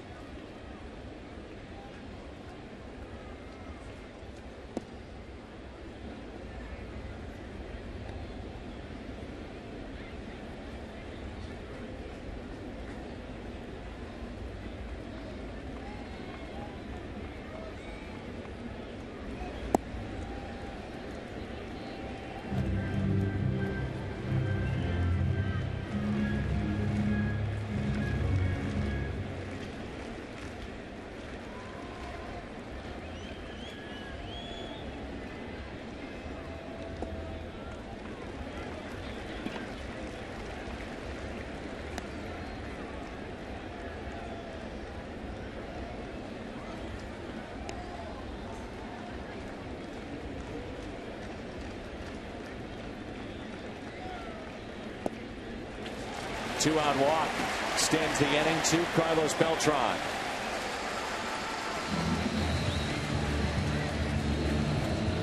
How many times as a pitcher, Rick, just get a little bit ahead of himself and say, I got to get this guy because I don't want to face the next guy. And in this case, Beltran could put one in the seats, and all of a sudden St. Louis is on top. You know, we make fun of players with their kind of trite responses, but sometimes they do that because they're forcing themselves to think with a tunnel vision. Like you might say, hey, are you looking forward to playing the Pirates next week? In fact, Mike Matheny was asked that today before the game, and he said, I don't want to be disrespectful, but it goes against everything I'm telling my guys. I can't think about next week. I have to think about the Padres today. And I know that sounds like a crazy answer to you, but if we start to think about how many times we're playing the Pirates going forward, my guys are not going to be thinking about what they need to be thinking about. And I think the same is true within a game. Face the guy you're facing. Joe Thatcher's thinking about anybody other than Carlos Beltran right now. He's in trouble. Highest average coming into play tonight against the Padres since 2011. Beltran at 400. This side of the plate, 6 of the 19 home runs have been hit. How about number 7? This time is called. Just 6 of 19, but on a percentage basis, not much different. Considering you bat more times left-handed than right. In fact, nearly 3 times as many at-bats from the left side as the right side.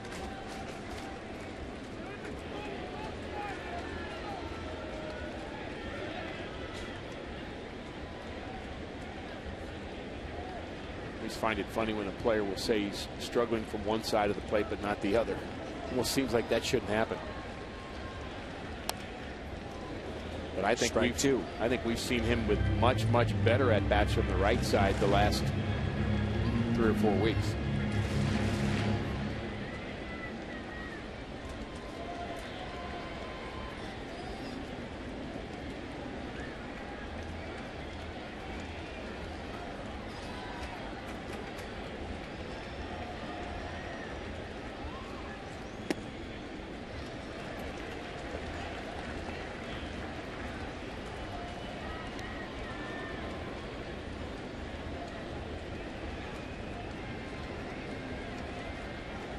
Good numbers all the way around for Beltran. And the 1-2 pitch, instead a check on the runner at first, and that's John Jay.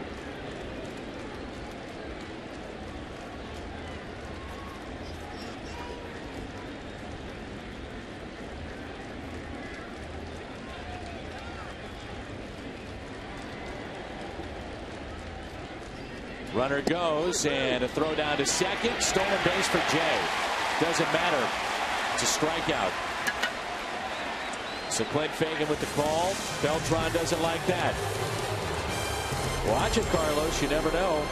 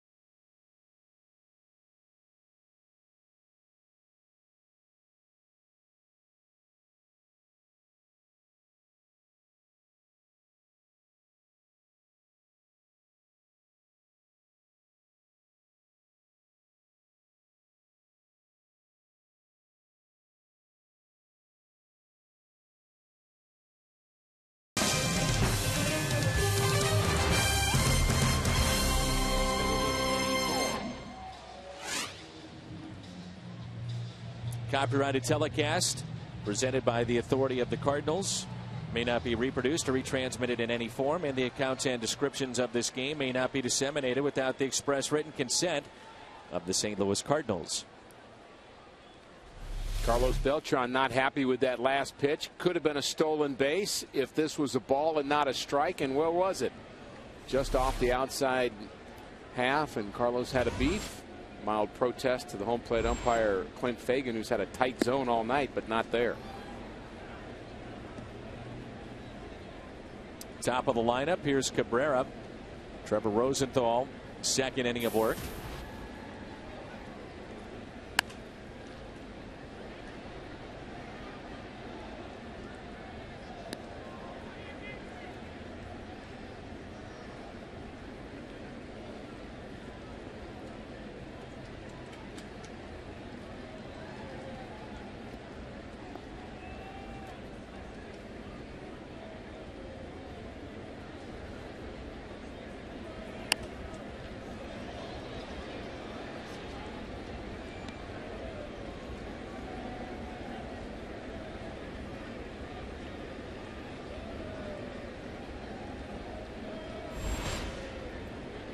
For 3 tonight.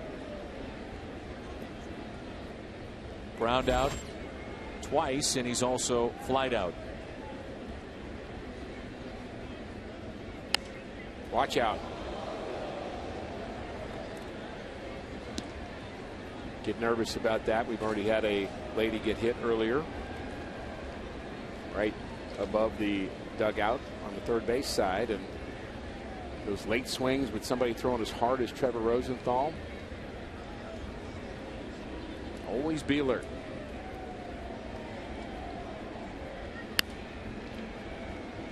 Wainwright going tomorrow afternoon. 31-year-old to make his team-leading 21st start and 7th career start against San Diego.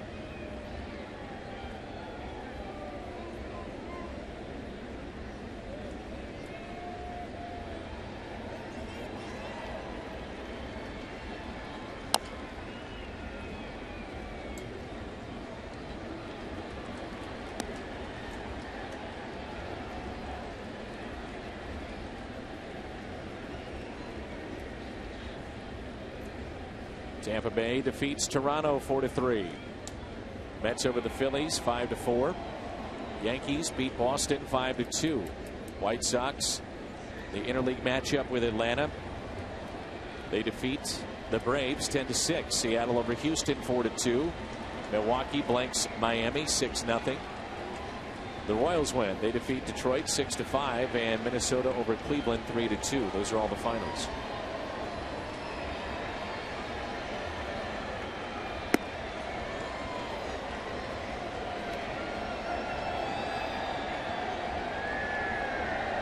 Two balls and 2 strikes.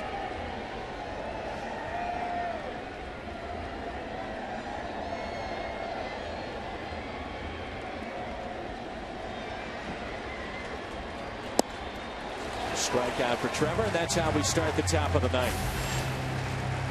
Cardinals, by the way, bottom half of this inning. Big bats coming up. Craig, Molina, and Adams.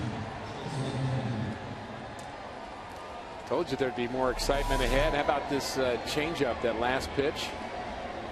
Yachty calls for the change. Cabrera Strikeout for Trevor. And it was 88 miles an hour. Not fair to throw a changeup at 88.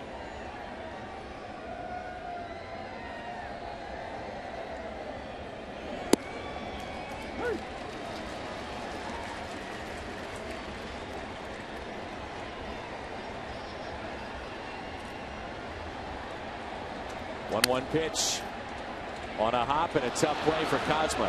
Had a lot of English, it looked like, on that baseball, and Chase Headley is aboard.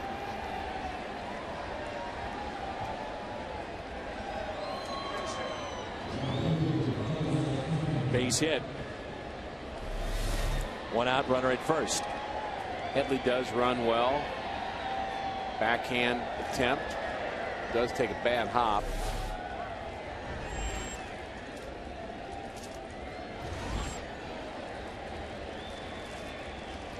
It's Carlos Quinn.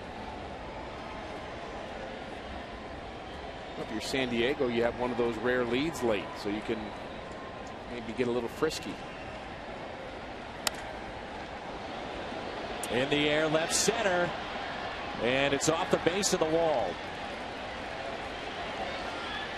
Play at the plate. Here we go. Not in time. And it's 5-3 as Headley scores the 5th run of the night. I was thinking it might be a good time to start the runner, but no need as he plugs the gap. The runner's able to start in due time. With the ball hit in the gap, no chance for a Cardinal outfielder to come up with it. Cardinal relay not in time.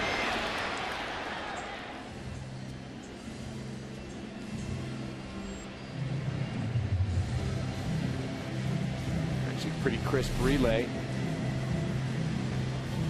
Fernando Salas recalled before the game yesterday, and he'll enter this ball game when we come back.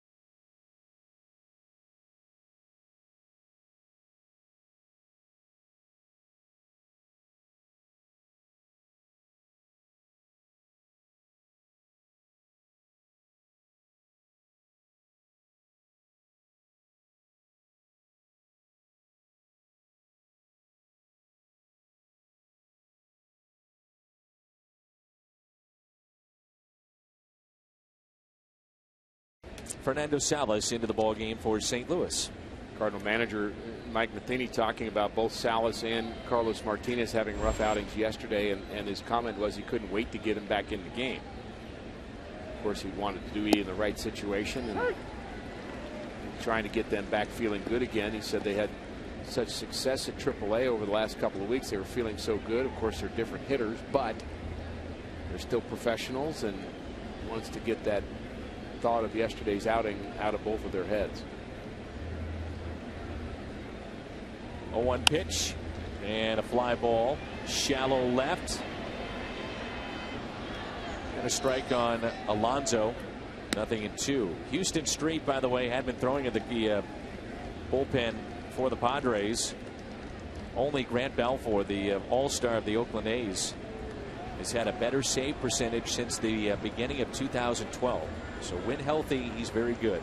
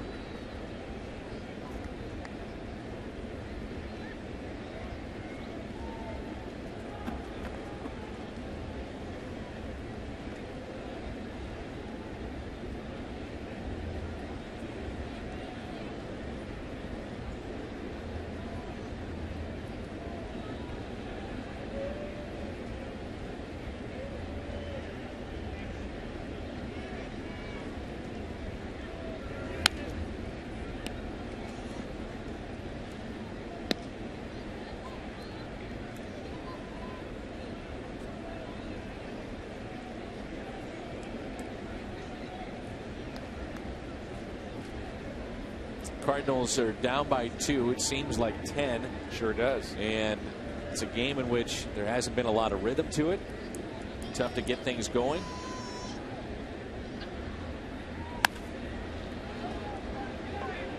This will be out number 2. Quentin thought there were 2 outs, and good thing he had a third base coach, or he'd be out.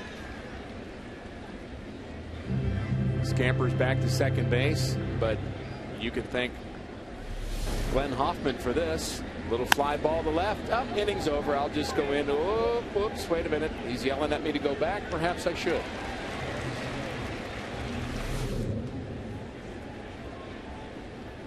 It happens.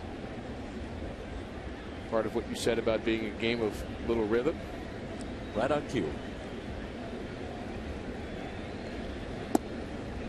Strike 1 to Jed Jerko.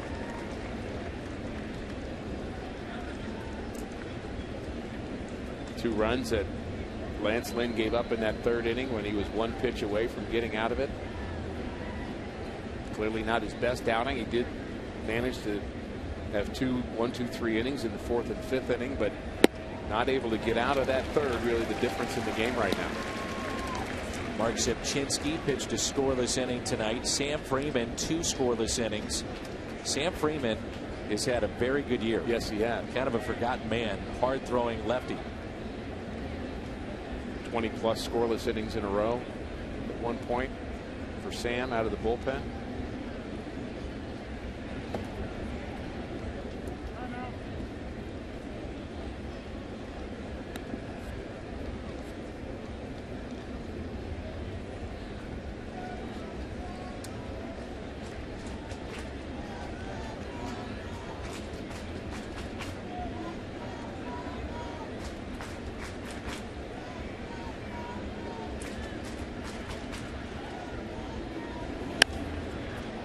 Good work by Salas. John Jay puts it away. Padres add to their lead. It's 5-3, but big bats coming up. Earlier tonight, about 10 hours ago, it was that base hit by Craig. He's due up.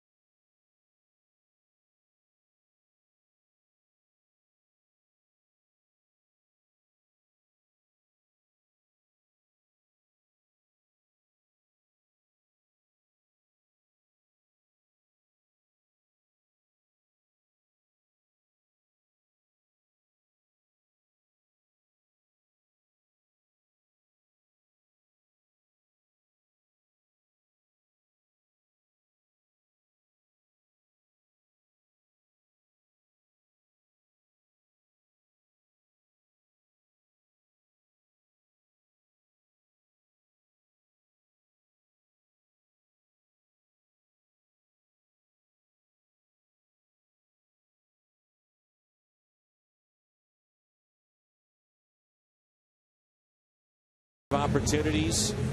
He was part of that big deal with Cargo and Matt Holliday. So Chevy called to the pen. The one thing that does stand out, though, 10 home runs allowed.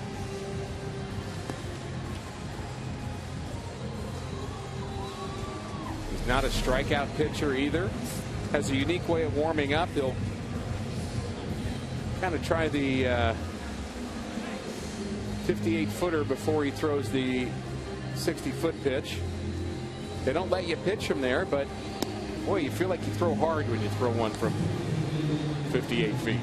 He did that actually a couple times warming up. Hey, whatever gets it done, right? And he's been very good. Again, we define him as a pitch maker because he's not overpowering. Not a lot of strikeouts out of the bullpen. You mentioned the home runs, Dan.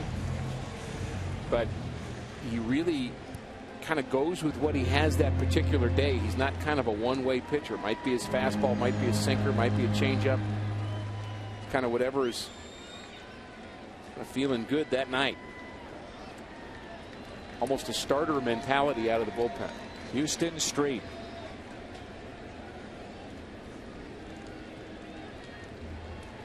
He was a terrific college player. University of Texas, pitched for Augie Garrido, who's a legend in the college game. Resides in Austin, Texas. The first pitch is taken for a ball.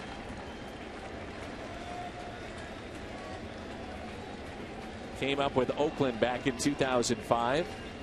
Some good years with the Rockies, and now his second season with the Padres. These are the guys you want up. Craig here, then Molina and Adams just get a base runner on.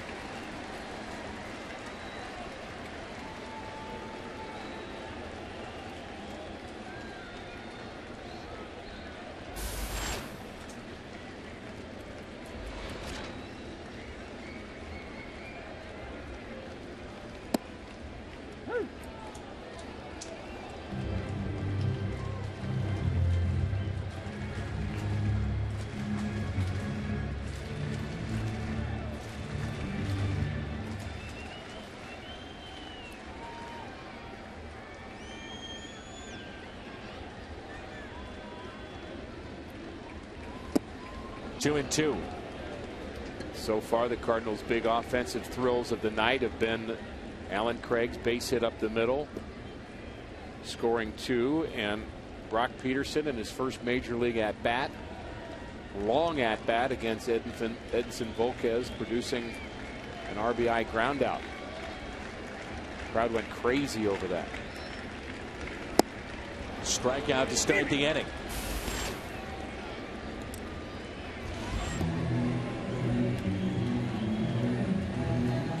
Turn to our player of the game. That's Chase Headley. Couple of hits, couple of runs scored for Headley.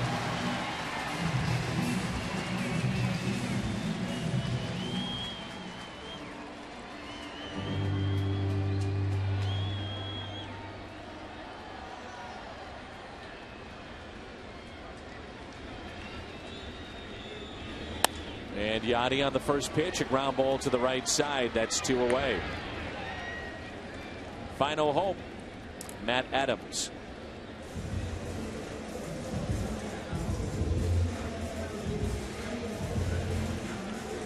As we speak, after Cincinnati has taken the first 2 in that series against Pittsburgh.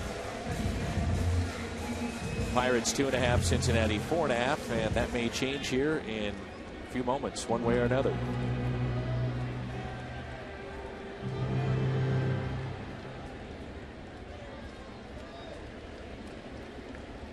Two outs, nobody on, and the first pitch is taken low. Al and Pat standing by with the post-game show.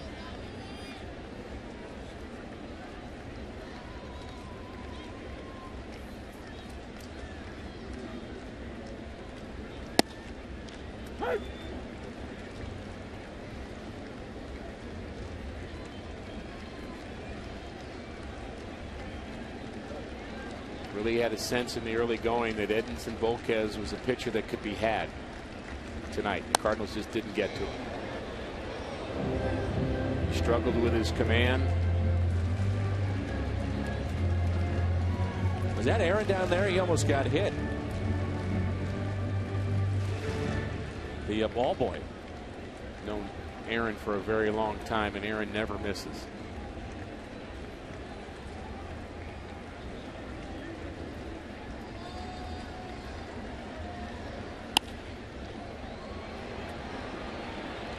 Fly ball out to left, and that does it. The Cardinals go quietly tonight. Just 4 base hits, and San Diego takes game 2 of this 3-game series. Not a great start for Lance Lynn. He tried to hang on, did his best, but not enough offense either from the Cardinals' point of view. Only 3 runs on 4 hits, Volquez somehow picks up a victory in a game where he was not very sharp. No doubt about it. Frustrating night for St. Louis. Padres win it 5-3.